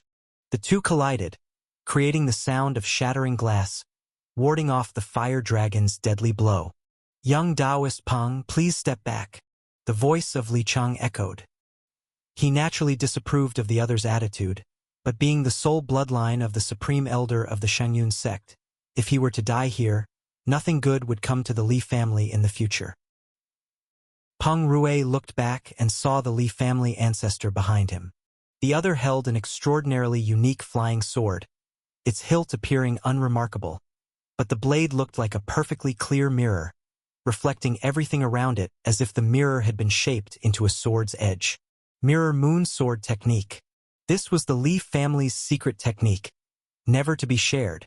It said that when wielded, the sword chi resembles flowers in a mirror and a moon in water, visible but unattainable, dazzling and undefendable. Many years ago, the Li family ancestor established his foundation and created hundreds of years of legacy with the Mirror Moon Sword Technique. To this day, in Beiyang Dao, if one discusses sword cultivators, the Li family ancestor is undeniably the top sword cultivator. "You Chun whelp." Li Cheng stared at Emperor Tianwu ahead, speaking gravely. "Do you still remember the lives you owe the Li family? Old fool. Why so much nonsense?" Chun Sansi looked down at him calmly, the burning sky fire on his body blazing even more fiercely. "I came here today to see the end of your Li family." "Heh, burning sky fire?" Li Cheng noted the special 5 elements' true power entwining the other's wounds and sneered. "No wonder you're so arrogant, relying on a special breathing skill. But unfortunately, today, you're not my match. Prepare to die." Before he finished speaking, he suddenly struck, thrusting the mirror aura flying sword into the void. Though they were over 100 paces apart, and the trajectory of the sword chi was invisible, a shard of mirrored sword chi abruptly appeared before Chun Sansi, who raised his spear to block, the mirror shattering into dozens of pieces, which promptly launched a second attack. Each shard displayed scenes of the battlefield, blurred between reality and illusion. It seemed as if Chun Sansi was surrounded by innumerable enemies, including his own subordinates, all appearing to be sword cultivators with sky-reaching swordsmanship, attacking from all directions. Throughout this process, the two never made direct contact, so the burning skyfire could not take effect. This was a pure contest of strength. Instantaneously, illusory sharp sword chi danced across the skies, with not a single flaw to be seen. "You Chun whelp." Li Cheng spoke without losing focus, and his attacks became even more ferocious. "I am different from those weaklings. Like you, I not only cultivate techniques but my martial arts prowess is also top-notch. Many sword cultivators specialize in mana and sword chi, but are lacking in swordsmanship. And so, when facing a martial cultivator, they will reveal numerous weaknesses. Yet he possessed sword saint-level swordsmanship, with no need to fear any martial cultivator. If he succeeded in forming a core in the future, even at the Golden Core realm, there would be few peers who could match him. The Mirror Moon Sword technique unfolded. Hundreds, thousands of Mirror Moon Sword energy surrounded the white robe in layers, until a calm, contemptuous voice emerged from within. Competing in martial prowess with me? For someone of your age, you have a childlike heart. What did you say? Li Cheng was clearly taken aback. At the same time, amid layers of Mirror Moon Sword energy, a more violent flame suddenly erupted.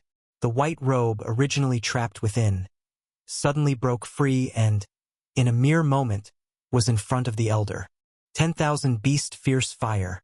Another kind of true power? Li Cheng frowned, surprised reflected in his pupils. Then, the Mirror Moon Sword technique he wielded became even sharper, with murderous intent rolling and surging to the heavens. Countless sharp mirrors from all directions sliced toward the white robe, every move deadly, every style intimidating. At the pinnacle of sword Tao, at the zenith of magic.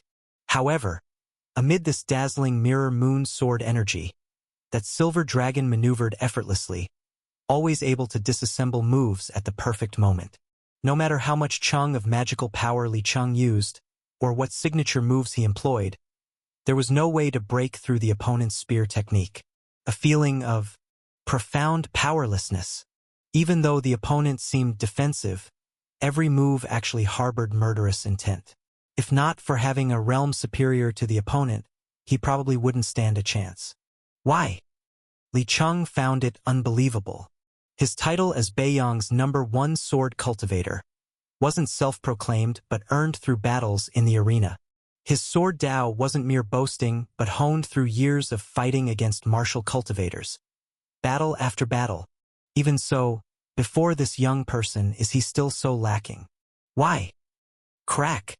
The sound of Mirror Moon Sword energy shattering echoed continuously, and the flames on the silver dragon's surface underwent another transformation. From the original amber yellow, fierce beasts galloped across its surface, transforming into a ghostly green, with twisted faces lurking in the flames, as if spectral soldiers were emerging, and the spear technique shifted from being wild to uncanny, ever-changing with both offense and defense. Unconsciously, Li Cheng's forehead was already covered with fine sweat beads, and his initial confidence had long vanished, leaving only the thought of how to escape. Ein's soul netherworld fire grew increasingly vigorous, even causing the Mirror Moon Sword energy to be reflected in a ghostly green, as if the heavens were covered with flames and the earth was flooded with spear light. The technique originally meant to confuse the foe had, at this moment, actually made Li Cheng himself struggle to distinguish truth from illusion. Mirror Flower Water Moon. He suddenly raised his hand, and the long sword in his hand, like a mirror swiftly conjured sword flowers, layers of mirror sword energy over a yard long and arm width, forming walls of dressing mirrors to trap the white robe within. On every mirror surface, Li Cheng's figure appeared, like countless clones, densely packed, making it impossible to discern the exact number, surrounding the enemy tightly, all performing the same move, raising their swords and thrusting toward the trapped enemy in the center. 36 paths of sword energy, out of which 35 were illusions, with only one hidden corner possessing the real killing move. Having unleashed his ultimate sword move, Li Cheng planned either to pursue victory or to retreat from this place. However, unexpectedly, the opponent didn't follow his plan to find the real sword energy hidden among the 36 paths, but instead, the silver dragon spiraled, in an instant sweeping out 36 paths of spear light, matching all sword energies, like a divine dragon descending from the heavens, obscuring the sky. Crack, crack, crack. The sound of glass shattering rang out. Li Cheng's sword blade trembled incessantly. His arm further numbed, realizing he had been defeated, with his inner beliefs collapsing thunderously, replaced by the instincts to survive. He turned to leave, only to find that, at some unknown point, all sword energy had been destroyed, with nothing left in the mirrors but all-encompassing spear light, surrounding him instead. Such keen insight! Li Chang sincerely praised. Just dueling with the old me, you managed to learn this move Mirror Flower Water Moon, and even transformed it into a spear technique. Indeed, your martial arts talent is exceptional. However, I've painstakingly practiced for 60 years. How could I not recognize my own method? Open! He waved his sleeve, and the Shenin flying sword slashed toward the northwest, executing the heaven-opening sword. This is the reality. Boom! The Shenin flying sword collided with Dragon Gall spear light, emitting deafening humming, as both mutually offset each other. Indeed it is. Li Chang swiftly flew toward the newly appeared gap, still feeling smug about seeing through the illusion, when suddenly waves of murderous intent surged forth, a chill seeping through his spine, body hair standing on end. He looked up, only to see the remaining 35 spear lights had not dissipated but were crashing from all directions. Immediately, Li Chang was taken aback, for in the blink of an eye with 36 paths of spear light unleashed, remarkably, all were real. This is a killing move far surpassing Mirror Flower Water Moon. How is that possible? Learning and using it immediately, even better than the original? Buzz, buzz, buzz. Li Chang instantly shouted loudly, summoning all defensive magical artifacts to protect himself, while desperately waving his Shenin flying sword to block the spear light. In the chaos, he caught sight of that white robe again. It was only until now. Li Chang suddenly came to his senses. From the start of their duel, it seemed he hadn't caught sight of the opponent, merely accepting and countering moves frantically. This is a pure martial arts gap. Li Chang felt utterly despondent. In his eyes, it was impossible to see clearly the opponent's initiations, only witnessing the white robe once again thrusting a spear, the flames on the gun blade transforming once more into a colossal raging fire, accompanied by the extreme violent true power, enveloping the heavens and earth, like a blazing giant dragon, devouring everything. No screams, no pain, not even the blood spilling evaporated instantly under the blaze.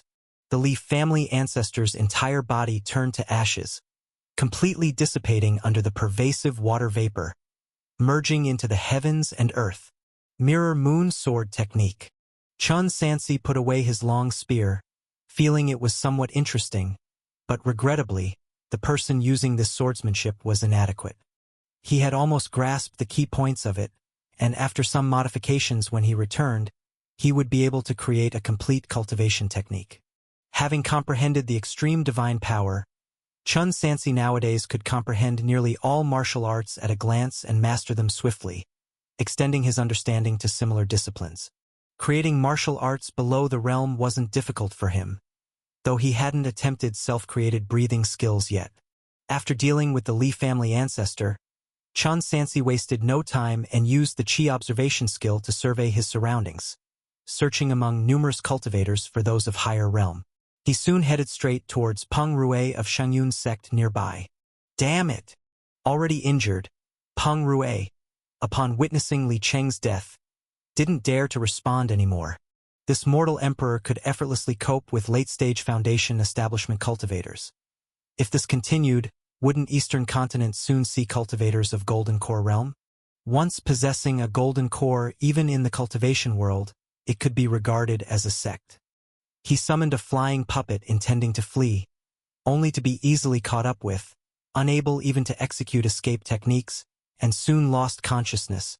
After killing Peng Rue, Chun Sansi rode on Qian Sun, continuing to seek the next target, moving from high to low realms, leaving heads rolling wherever he passed.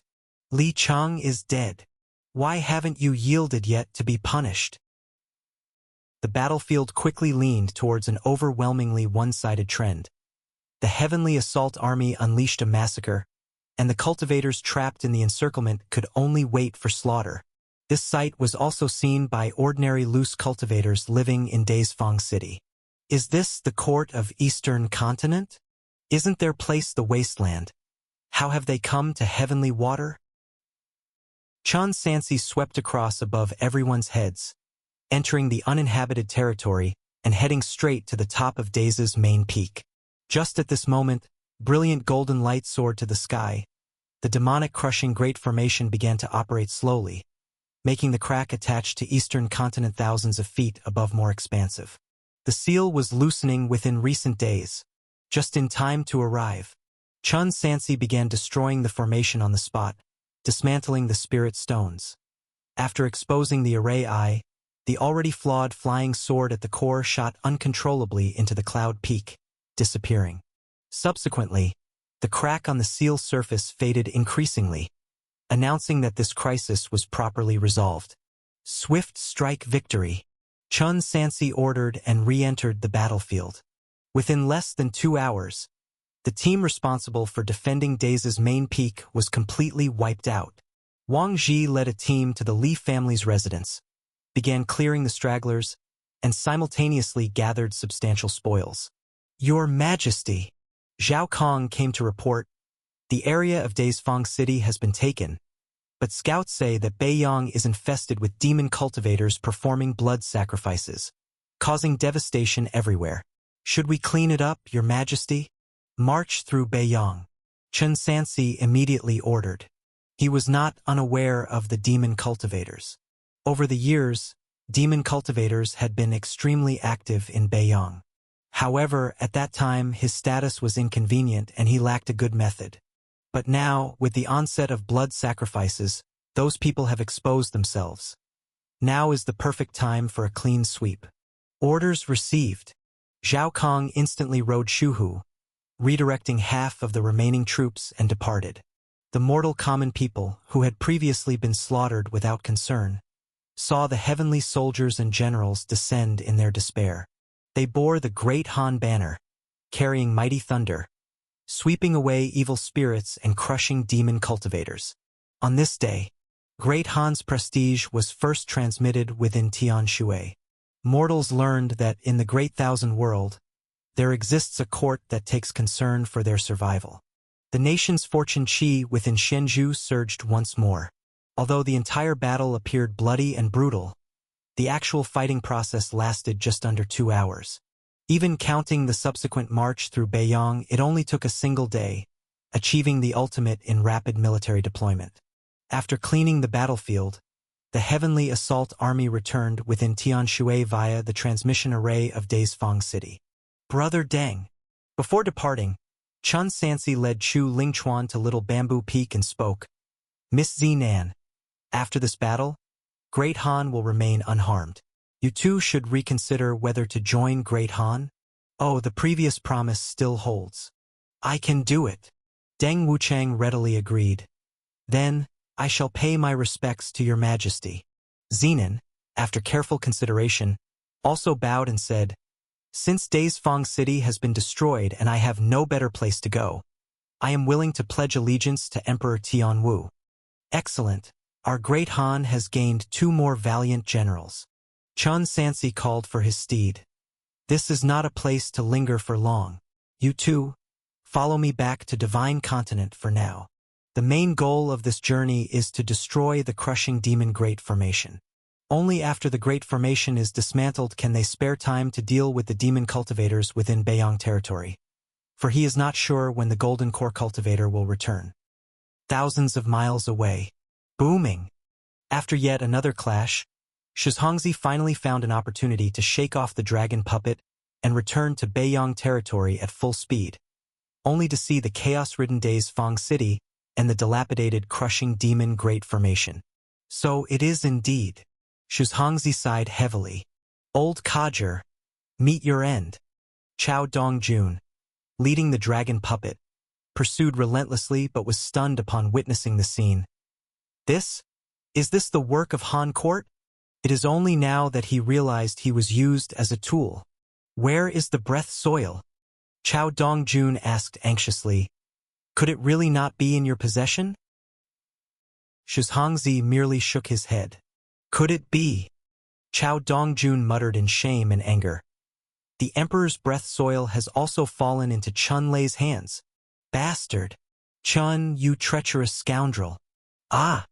Years of planning and scheming ultimately became someone else's wedding garment. How can he not be furious? Emperor's breath soil? Shizhongzi showed slight surprise. So it's the Emperor's breath soil of the two great breaths. No wonder such auspicious phenomena appeared upon its emergence. Ha! You demons were almost satisfied. He understood very well the consequences of the breath soil's appearance. Soon enough, the news will spread throughout the 36 immortal sects, and a multitude of high-realm cultivators will surely descend upon Beiyang territory. In a certain sense, the importance of the breath soil is no less than the ancestor vein, and while the ancestor vein is hard to monopolize, the Emperor's breath soil can aid in cultivating genuine immortals. Old codger, today I shall spare your life. Chao Dongjun dared not linger, immediately steering the flying boat towards the border of sky-water continent, quickly vanishing from sight. Shizhongzi remained on the mountaintop, sitting cross-legged in meditation, knowing well that with such a huge commotion caused, even as a golden core realm cultivator, he would face accountability from all sides. Great Han Chang'an, Sky Wall City. After everyone returned to Divine Continent, the Heavenly Assault Army conducted their final tally. Reporting to Your Majesty. In this expedition to Heavenly Water, a total of 421 cultivators were decapitated, with more than 2,000 comrades perishing in action. We seized countless spirit stones and magic artifacts. With the backing of national fortune, it equated to every 5 mortal soldiers being able to kill one early-stage chi refining cultivator. Though many lives were sacrificed, they indeed proved that mortals need not fear cultivators. Allow the comrades to rest first. After handling the affairs, I shall confer rewards in due course. Chun Sansi dismissed the surrounding personnel, leaving only the current head of the Bai family, Bai Linshuan, in the hall. He imitated the Han minister's greeting, then took out a scroll from his bosom and proclaimed loudly, "Your Majesty, the Emperor's breath soil is here. Please accept it with a smile."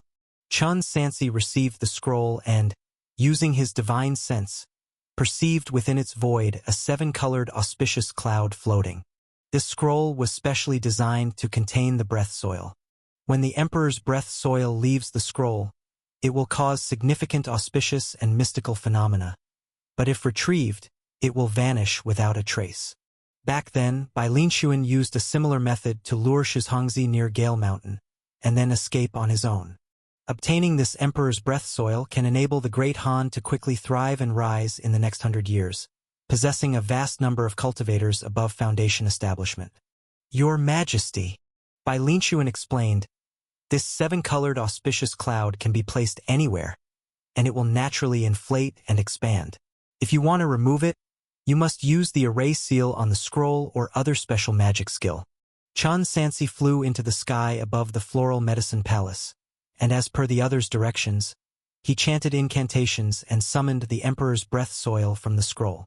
The cloud exuding 7-colored spirit light descended slowly from the highest heavens, finally settling on the mountaintop of the floral medicine palace, and then layers of sacred white mist began to surge, quickly enveloping the entire mountain. This scene was clearly observed by all the people inside and outside Chang'an, as they saw with their own eyes that at the end of Chang'an, there was an immortal mountain shrouded in mist, with palatial towers and crystal palaces, resembling the legendary Kunlun Immortal Mountain. Look quickly. Is that not the Imperial Palace? Heaven sent auspicious signs. It has always been said since the establishment of the Great Han that the Imperial Palace is inhabited by immortal masters and heavenly soldiers and generals. Seems it's true? Of course it's true. What do you think His Majesty has been busy with all these years? He's dealing with bandits outside of heaven and earth. Outside of heaven and earth, there are still bandits? Wow! Young Chun Yunmei watched with her large, watery eyes wide open. Mother Royal, look quickly, how beautiful. Yun Huan. Chun Sansi called for his adopted daughter. In the coming period, there will be a large amount of heavenly materials and earthly treasures that need you to cultivate personally. Take good care. This concerns the future of my Great Han. Yes, yes. Su Yunhuan nodded vigorously. Father Emperor, rest assured, Your child will not let you down. She spoke as she began to roam among the sky full of clouds, feeling the magical emperor's breath soil. In the future, as long as there are seeds, the great Han will never lack heavenly materials and earthly treasures. This expedition to heavenly water resolved two major heart illnesses of the court at once, and for the first time in 15 years, Chun Sansi felt a sense of ease, and his dragon-like face glowed with joy, issuing a grand pardon upon the world. Tax reduction. After more than 10 years of accumulation, the great Han treasury is full, financially strong. The upcoming opponents will not be mortal. Therefore, the grain tax per mu can be reduced once again. At the same time, a second round of recruiting individuals with spirit roots from all over the world can be opened to enter Sky Wall City for cultivation, further expanding strength. This matter is entrusted to Su Wenkai and the cabinet for discretion in handling, preparing to study an immortal path examination. Of course, the great Han is not truly carefree. On the contrary, it remains in constant danger of obliteration. The destruction of the demon-subduing Great Formation means that the people of Sky-Water Continent cannot damage the seal externally, but the internal ancestral veins revive will continue to damage the seal internally. However, fortunately, this expedition bought a lot of time. Chun Sansi's next steps are to continue cultivation and seek methods to see if he can permanently solve the problem of the ancestor vein. Otherwise, it would always be a persistent bother. Sky Water Continent. Days Fong City. Shuzhongzi sat still like a withered tree. A figure suddenly appeared behind him. The person neither acted nor spoke, yet Shuzhongzi felt a chill on his back, his meridians disrupted. He struggled to open his eyelids, not daring to look back. Taking a deep breath, he uttered tremulously, "Esteemed elder, have you come for the demon-subduing Great Formation or for the Emperor's breath soil?" No answer came, only a dead silence behind him. Just as Shuzhongzi could no longer hold back and decided to rise, he suddenly sensed light above his head. A cold palm pressed onto his heavenly spirit without him knowing when, and then, strands of domineering mana invaded Shuzhongzi's body, beginning to unravel his 3 souls and 7 spirits, causing indescribable agony to erupt suddenly. Ah! Ah! Shuzhongzi's aged features twisted. His decrepit body shuddered incessantly. Soul-searching technique. After about half a cup of tea's time, everything finally ended. The dignified golden core realm Shuzhongzi collapsed to the ground like mud, his complexion pale as he barely clung to life, seeing an ochre-colored elixir pill thrown before him, accompanied by a voice that was calm as an ancient well. "This elixir pill can restore your divine soul." Shuzhongzi cared not for dignity. He swallowed the elixir pill in one gulp, only recovering half his life after a long while. As he looked up again, there was nothing behind him. On the contrary, more and more flows of light appeared in the sky, rapidly approaching here. Leading the way was a dark green spirit light. Upon landing, stood a toothless old man dressed in coarse cloth with a wine gourd hanging from his waist. Taoist Shuzhongzi. Master Feng Qi Huang Laojiu greeted with a smile. "Facing a demon cultivator siege? Is your injury serious?" "Shuzhongzi." A harsh voice echoed as another cultivator, built burly like a mountain, landed heavily, causing the earth to shake. "You old waste. We guard the border, the demon-subduing Great Wall, left for you to watch over the demon-subduing Great Formation, and you ended up creating this mess." This person was none other than Hua Qingsong, the 4th elder of Spirit Silence Cave. "It's not just the demon-subduing Great Formation, right?" Another figure landed on the mountaintop. "Along the way, I heard tales of the sky's descent of 7-colored auspicious clouds, rumored to be a supreme treasure from ancient times, with Emperor's breath soil appearing on Beiyang Road. This person is Master Dong Qiao of Luoya Valley." "Emperor's breath soil?" Huang Laojiu put on a shocked expression.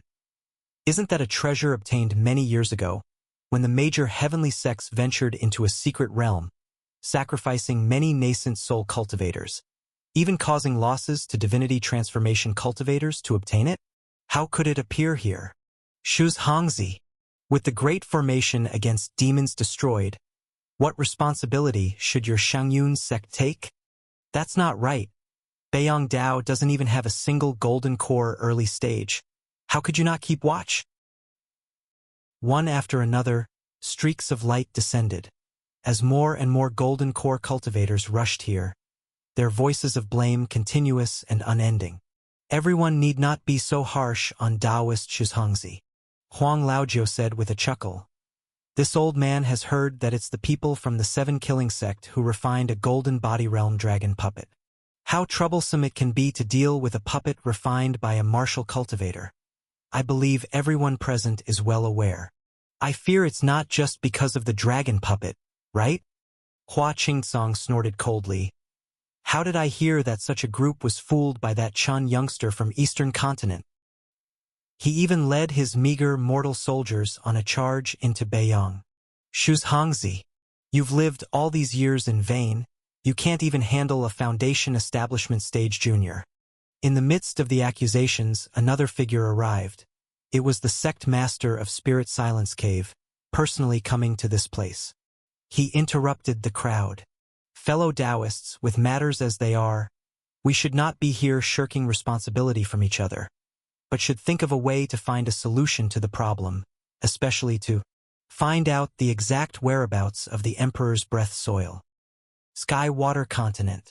Chao Dongjun, carrying the dragon puppet, transformed into a streak of blood light, fleeing towards the border. With this departure, who knows how many days he flew, across countless mountains and rivers, avoiding the searches of numerous golden core cultivators. Until he felt entirely exhausted, Chao Dongjun no longer continued flying at high altitude. Instead, he and the dragon puppet transformed into the appearance of ordinary people and then landed in a mortal village. Next, he planned to first sneak into the border and then find a way to leave the Sky Water Continent. This plan turned out to be a complete failure. Thinking of the painstaking setup, only to tailor it for Chen Lei, Chao Dongjun was filled with anger. Even the dragon puppet failed in the blood sacrifice. Otherwise, he could at least refine a golden core middle stage puppet, and with luck, possibly a late stage one. In the future, if he tried other methods, he might even be able to create a body externalization with nascent soul-level combat power. With such thoughts, Chao Dongjuan's heart surged with murderous intent, and he set his sights on the small mortal town ahead of him. Among the streets and workshops, people bustled, and it was a bustling scene, even with some who possessed spirit roots left behind in the mortal world. The number wasn't large, but sufficient enough to nourish a little. Chao Dongjun quickly locked his gaze onto a young boy with spirit roots ahead and immediately quickened his pace to follow. His entire right arm transformed into a dragon claw, its surface covered with scales, just about to unleash slaughter when a majestic voice suddenly echoed in his mind. Where is the earth? Chao Dongjuan's body stiffened. Turning his head to look, he saw a green-robed man sitting in front of a street-side restaurant. The man sat on a long wooden bench, with mortal food placed on the table before him. Opposite him were two little beggars eating ravenously. Who are you?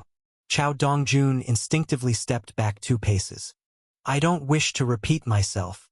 The green-robed man, while transmitting a message, picked up chopsticks to serve food to the pale and thin little beggars, as if speaking to him was only incidental.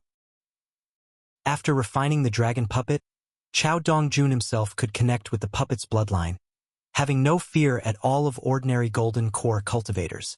But at this very moment, facing the unfamiliar man before him, he felt an oppressing sensation that made it difficult to breathe, even unable to move. This was something even late-stage golden core cultivators couldn't possibly achieve. It meant the man before him was a nascent soul cultivator. Forget it, I'll do it myself. The green-robed man gently placed down the bamboo chopsticks.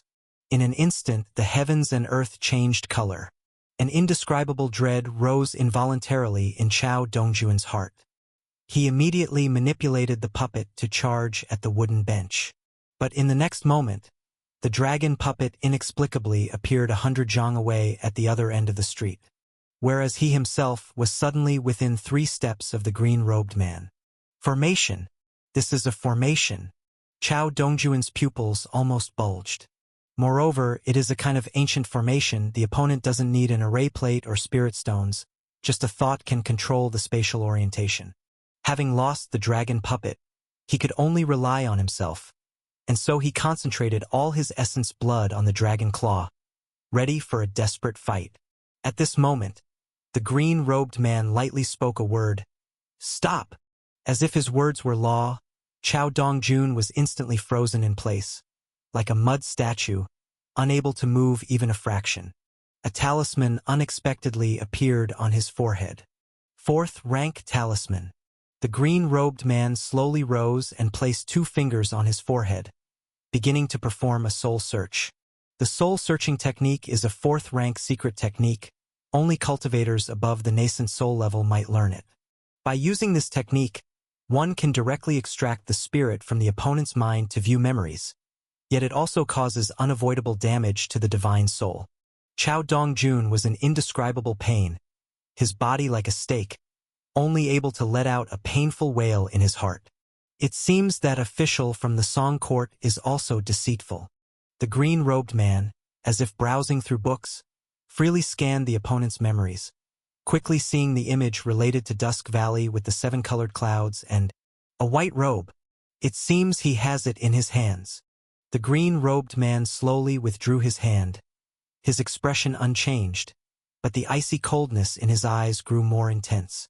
After a few silent breaths, he suddenly formed gestures with both hands, casting Dharma seals upon the demon cultivator in front of him. How is this possible? Chao Dongjun roared in his heart. He could feel the opponent mobilizing all the essence blood in his body towards his spine, simultaneously severing the bloodline connection with the dragon puppet. This was to seize his dragon puppet. A moment later, the green-robed man stopped casting, instead forming a sword finger and slowly raised it. Chao Dongjun's spine moved, like invisible threads linked to the green-robed man's fingers and Chao Dongjun's spine, forcibly pulling the entire spine out of the flesh. Ah! Chao Dongjun nearly fainted from the intense pain. He witnessed, in person, his spine floating into the opponent's hand after leaving his body. The green-robed man expelled fire from his mouth, refining the spine into a long sword in front of everyone, then tossed it to a young man standing nearby, calmly saying, "With this sword, you can command that golden puppet in the future." "Thank you, Grand Ancestor." Chao Ji was overjoyed. You are Chao Dongjun. After witnessing the opponent use advanced formations, talismans, and artifact refining techniques, finally guessed the true identity of the opponent. The Heavenly Sword Sect, the Heavenly Slaughter Lord, Chao Xie. There is another name for him in the cultivation world, 10,000 Techniques Taoist Lord. Another flame surged forth, as Chao Dongjun watched his own body burn to ash, until losing consciousness. The more eerie part was, despite casting in a crowded place, the passing mortals did not notice it at all, only strangely seeing a pile of ash appear by the street. Grand Ancestor. After successfully controlling the puppet, Chao Ji put away the blood-refining spine-bone sword, respectfully said, "Was it Chen Sansi doing? He will certainly come to Sky Water Continent next." Chao Xie stood up. "Search thoroughly. Don't give him any more time." With that said, he disappeared from where he stood, like a dragon seen at its head but not its tail, leaving only a sentence echoing in the ears. Additionally, remember to settle these 2 little ones properly. Grand Ancestor, rest assured. Chao Xie glanced at the little beggar by the table. "Have you 2 had enough to eat? If so, come with me." In the 16th year of Tianwu, February. Skywall City, Boundless Hall. Chen Sansi bent over the ground, continuously engraving the formation, drawing the array flags. After completing all the steps, he placed 77 mid-grade spirit stones into the specially prepared grooves. The formation started. Waves of rich spiritual energy spread from the formation, quickly filling the entire hall. Spirit Gathering Array.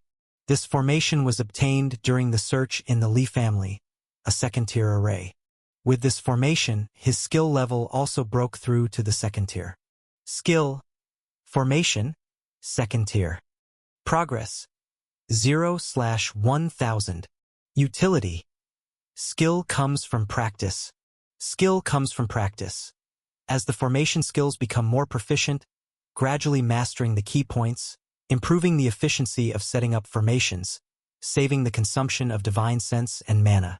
This remark mainly refers to the overall improvement of formation skills, which will save a lot of time setting up formations in the future.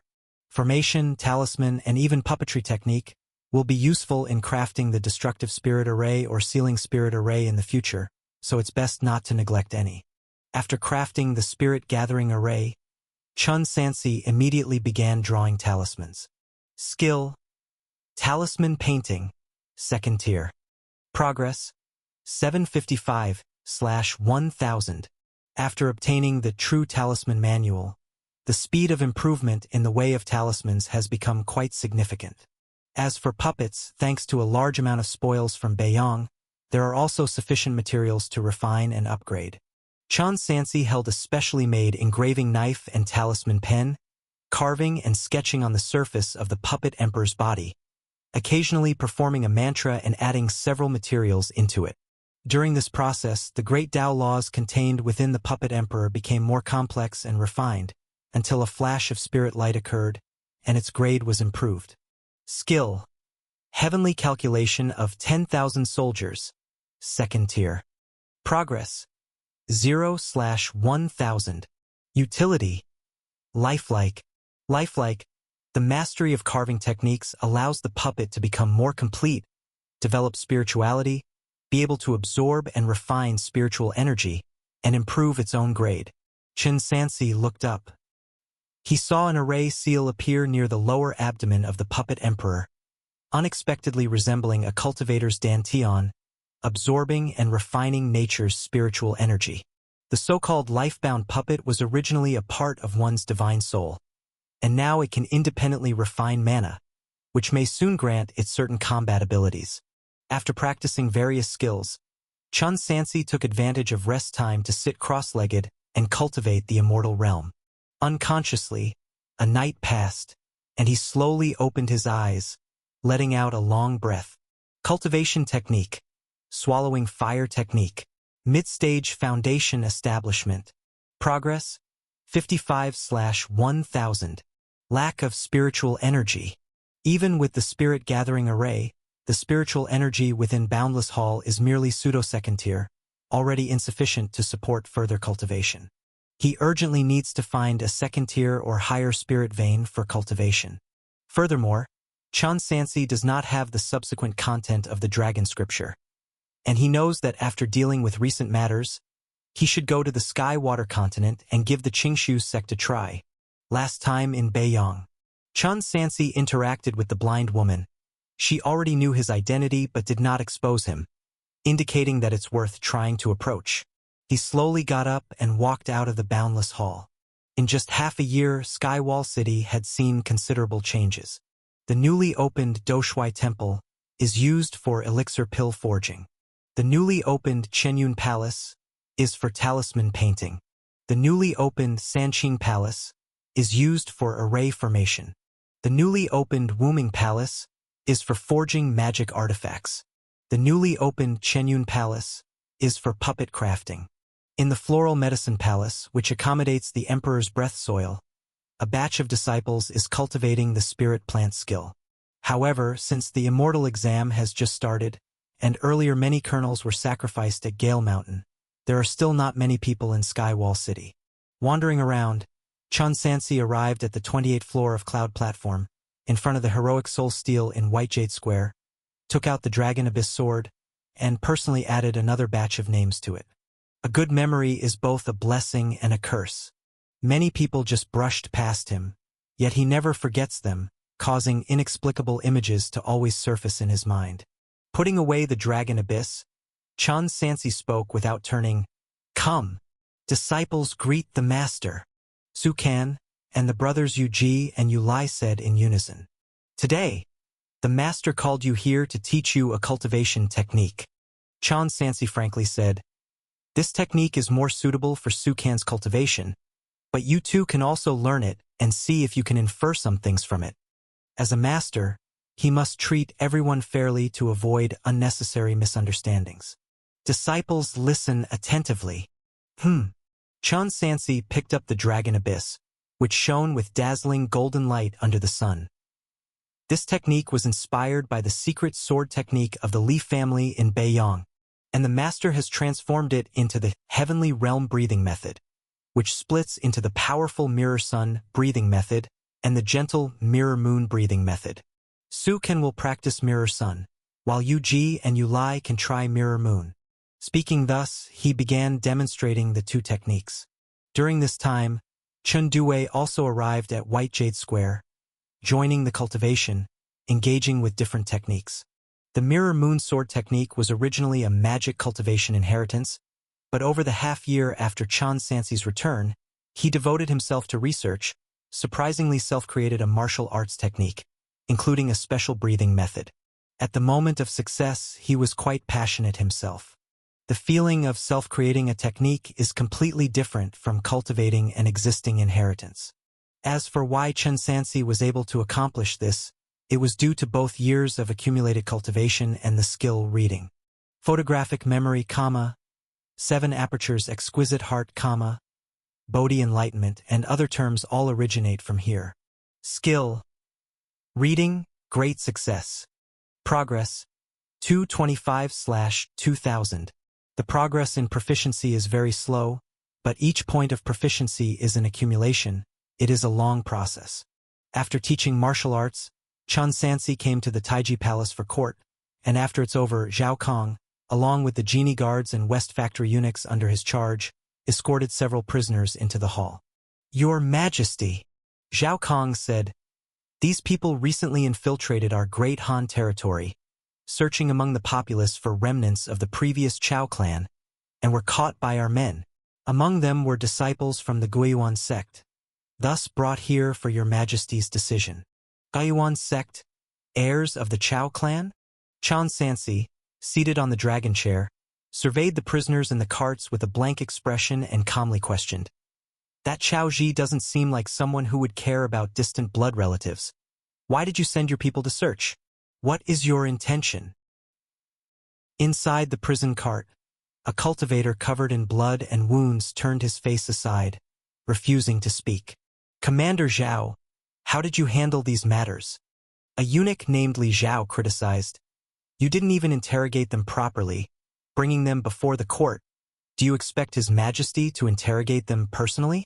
Zhao Kong scratched his head, slightly embarrassed, and said, I acknowledge my fault, Your Majesty, but these guys are very stubborn. Every means in the imperial prison were used, yet they still refused to talk. Your Majesty, Dongfang Jingxing stepped forward, with a somewhat expectant expression and said, Let me handle it, although I do not know the soul-searching technique, I do know how to make them obedient. Chun Sansi did not respond, merely waved his sleeve, indicating for him to proceed.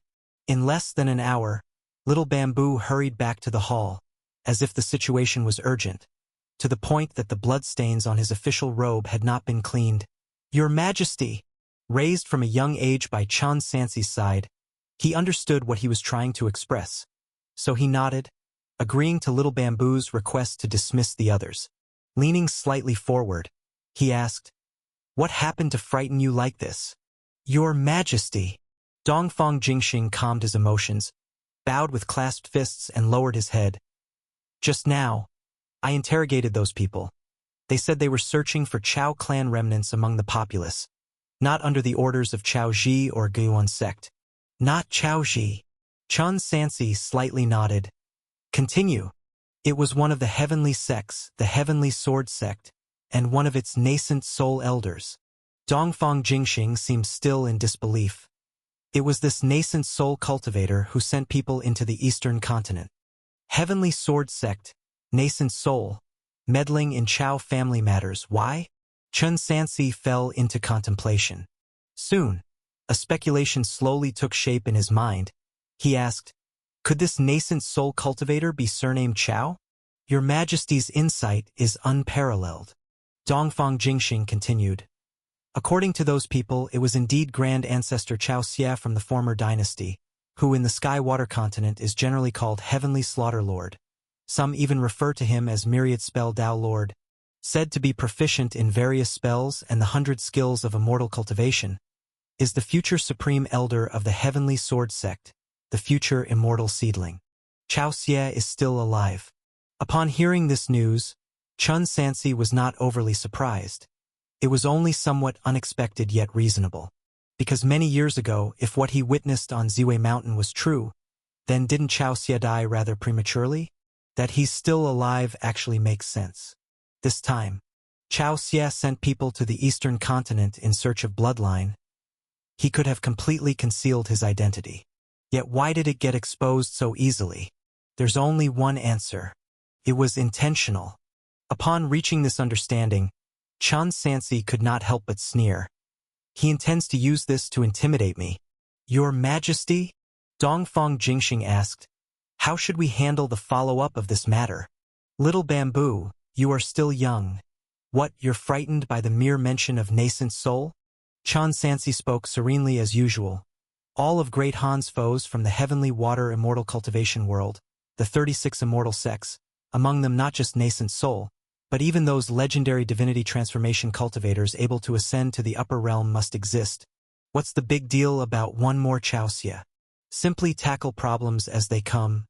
What is there to fear? Your Majesty's teachings are wise. Dongfang Jingxing realized his folly. Your Majesty, General Wei Xian requests an audience. Announce. Your Majesty, this old minister greets you. The aged Wei Xian strode into the hall and bowed. Minister Wei, no need for such formalities. Chun Sansi said, however, I am anxious that at this time each year, you should be stationed at Mang Mountain with the army. Why have you rushed back? Is there something urgent? Your Majesty, please have a look.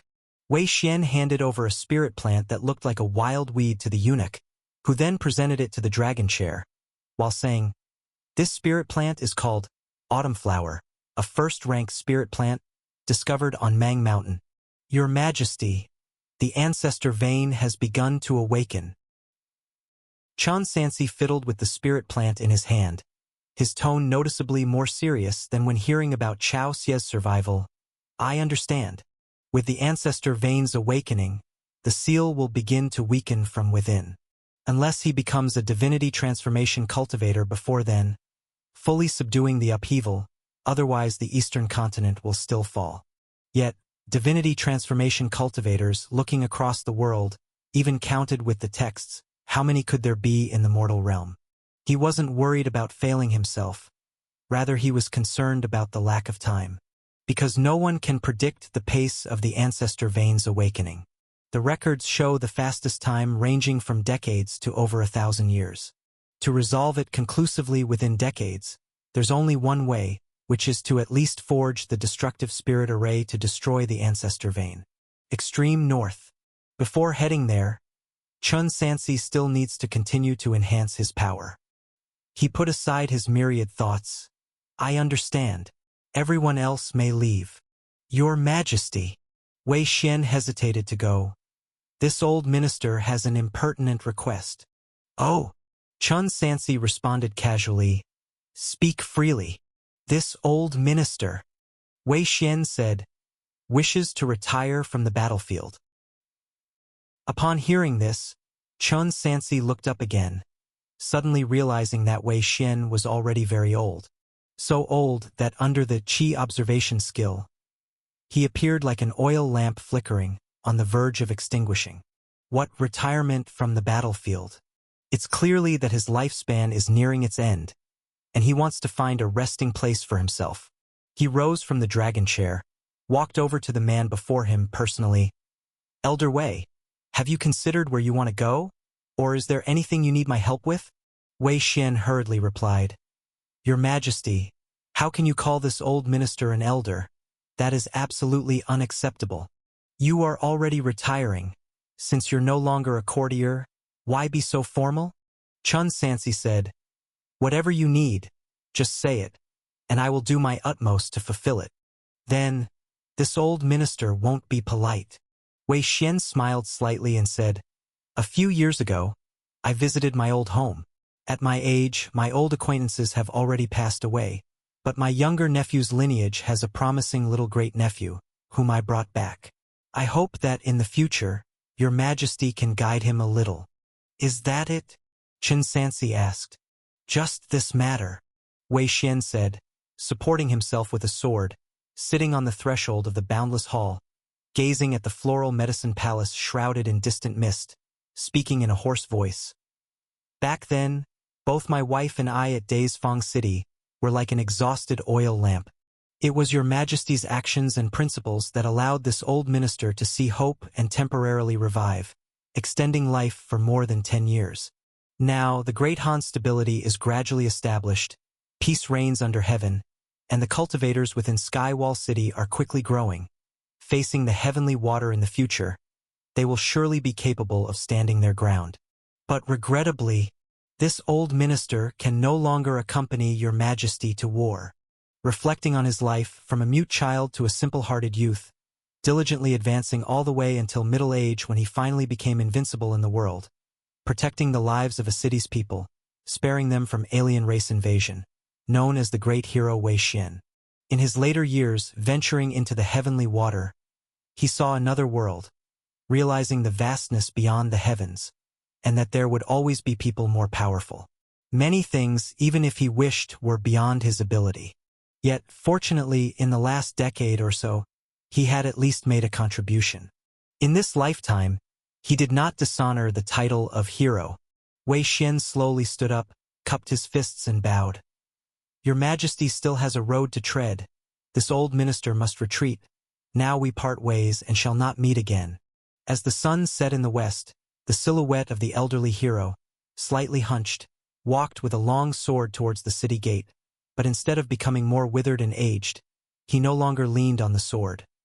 He carried it on his back, his figure straightening as he walked, until he crossed the city gate, melted into the golden afterglow outside Skywall City.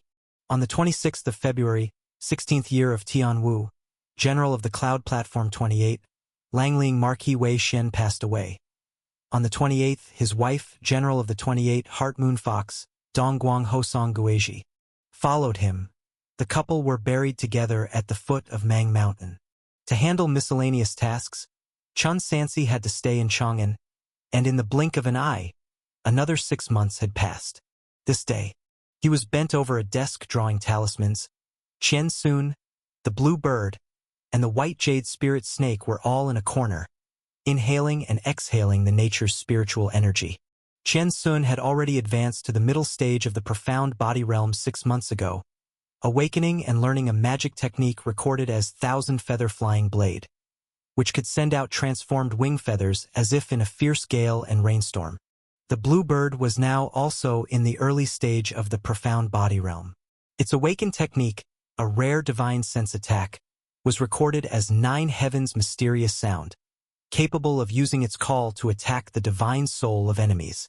The white jade spirit snake had only just broken through to the profound body realm recently, awakening a technique recorded as white spirit illuminating the world, with spiritual power that devours enemies, also carrying strong toxicity. They could all pose a threat to Foundation establishment cultivators, considered somewhat grown and able to protect themselves. In addition, there were those magic-eating cicadas which, under Chen Sansi's cultivation, had grown to over 100 in number, maintained at second-tier quality, and they could devour flames stored within their bodies. Skill: Beast Taming, Proficient. Progress: 0/1000. Utility: Enlightenment. Enlightenment increases the understanding of spiritual beasts, thereby speeding up cultivation and strengthening magic techniques. All right. Chen Sansi waved his hand, putting all the spiritual pets into the storage bag. The days of leisure are over. You all must once again follow me on an expedition. Sky Water Continent. This world held a total of 36 immortal sects. Among these 36 immortal sects, there were 24 golden core sects, 12 nascent soul upper sects, and among the 12 nascent soul upper sects, there were 3 great heavenly sects. Among the 3 great heavenly sects, the Kungsu sect was the current holy sect, managing the ascension platform that led human race cultivators to the upper realm, undoubtedly the foremost holy sect, a righteous leader of Sky-Water continent, managing the allocation of resources and life and death decisions alongside the other two heavenly sects. The Qingshu sect was located in the western part of Sky-Water continent, bordering Golden Core sects like Guiyuan sect and Yunding Palace. Unlike other sects, Qingshu sect had an extremely special standing, as it once was one of the three great heavenly sects of Sky-Water. However, as the Taoist inheritance declined, it transformed from the Three Heavens sect into the 12 nascent soul upper sects, and then from the nascent soul upper sects into the 24 Golden Core sects. The sect's location changed repeatedly, and now it held a third-stage spirit vein, incomparable to its ancestors' grandeur, but among the 24 Golden Core sects, it was one of the deepest in heritage.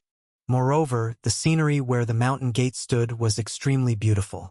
Surrounded by mountain ranges, overlapping peaks, and a lake with rippling blue water reflecting the lush mountain colors, like a huge copper mirror.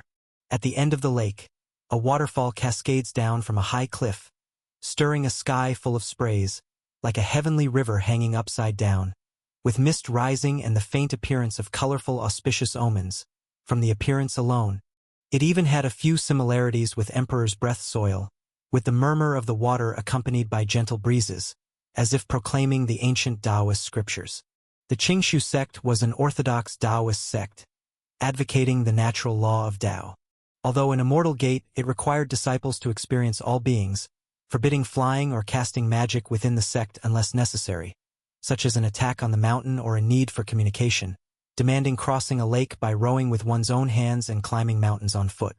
Within the sect, evaluating whether a disciple was worthwhile to cultivate included not only their qualifications but also their various behaviors in daily life, which would all be part of their assessment. Therefore, amidst the cultivation sects and countless family clans of Sky-Water continent, only here could one see the scene of numerous cultivators walking on foot, going to and fro, and if one were to discount the abundance of spiritual energy, this place would be almost no different from a mortal Taoist temple. In front of the mountain gate, two young Taoists clad in dark green Taoist robes, with mixed yuan kerchiefs on their heads, quietly stood guard. Suddenly, an elderly man trembling slightly came before them. The leading Taoist immediately blocked his way, saying, "Before you lies a cultivation-blessed land. Unauthorized people must not enter."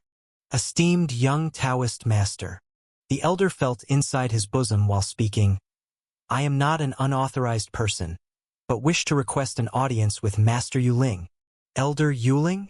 The Taoist spoke politely. "I'm afraid Elder Yuling is busy. I must ask the old man to—" Before he finished speaking, he saw the other hand over a jade pendant. The elder said, "Esteemed young Master Taoist, this old man is an acquaintance of Master Yuling. There is a token of substantiation here. Can you pass a message for me?" The Taoist looked at the jade pendant, then at the elder, finally, reluctantly, said, "Wait here." He formed a sign with his hands, and from the surrounding woods, a maple leaf flew, upon which he stepped and soared into the air.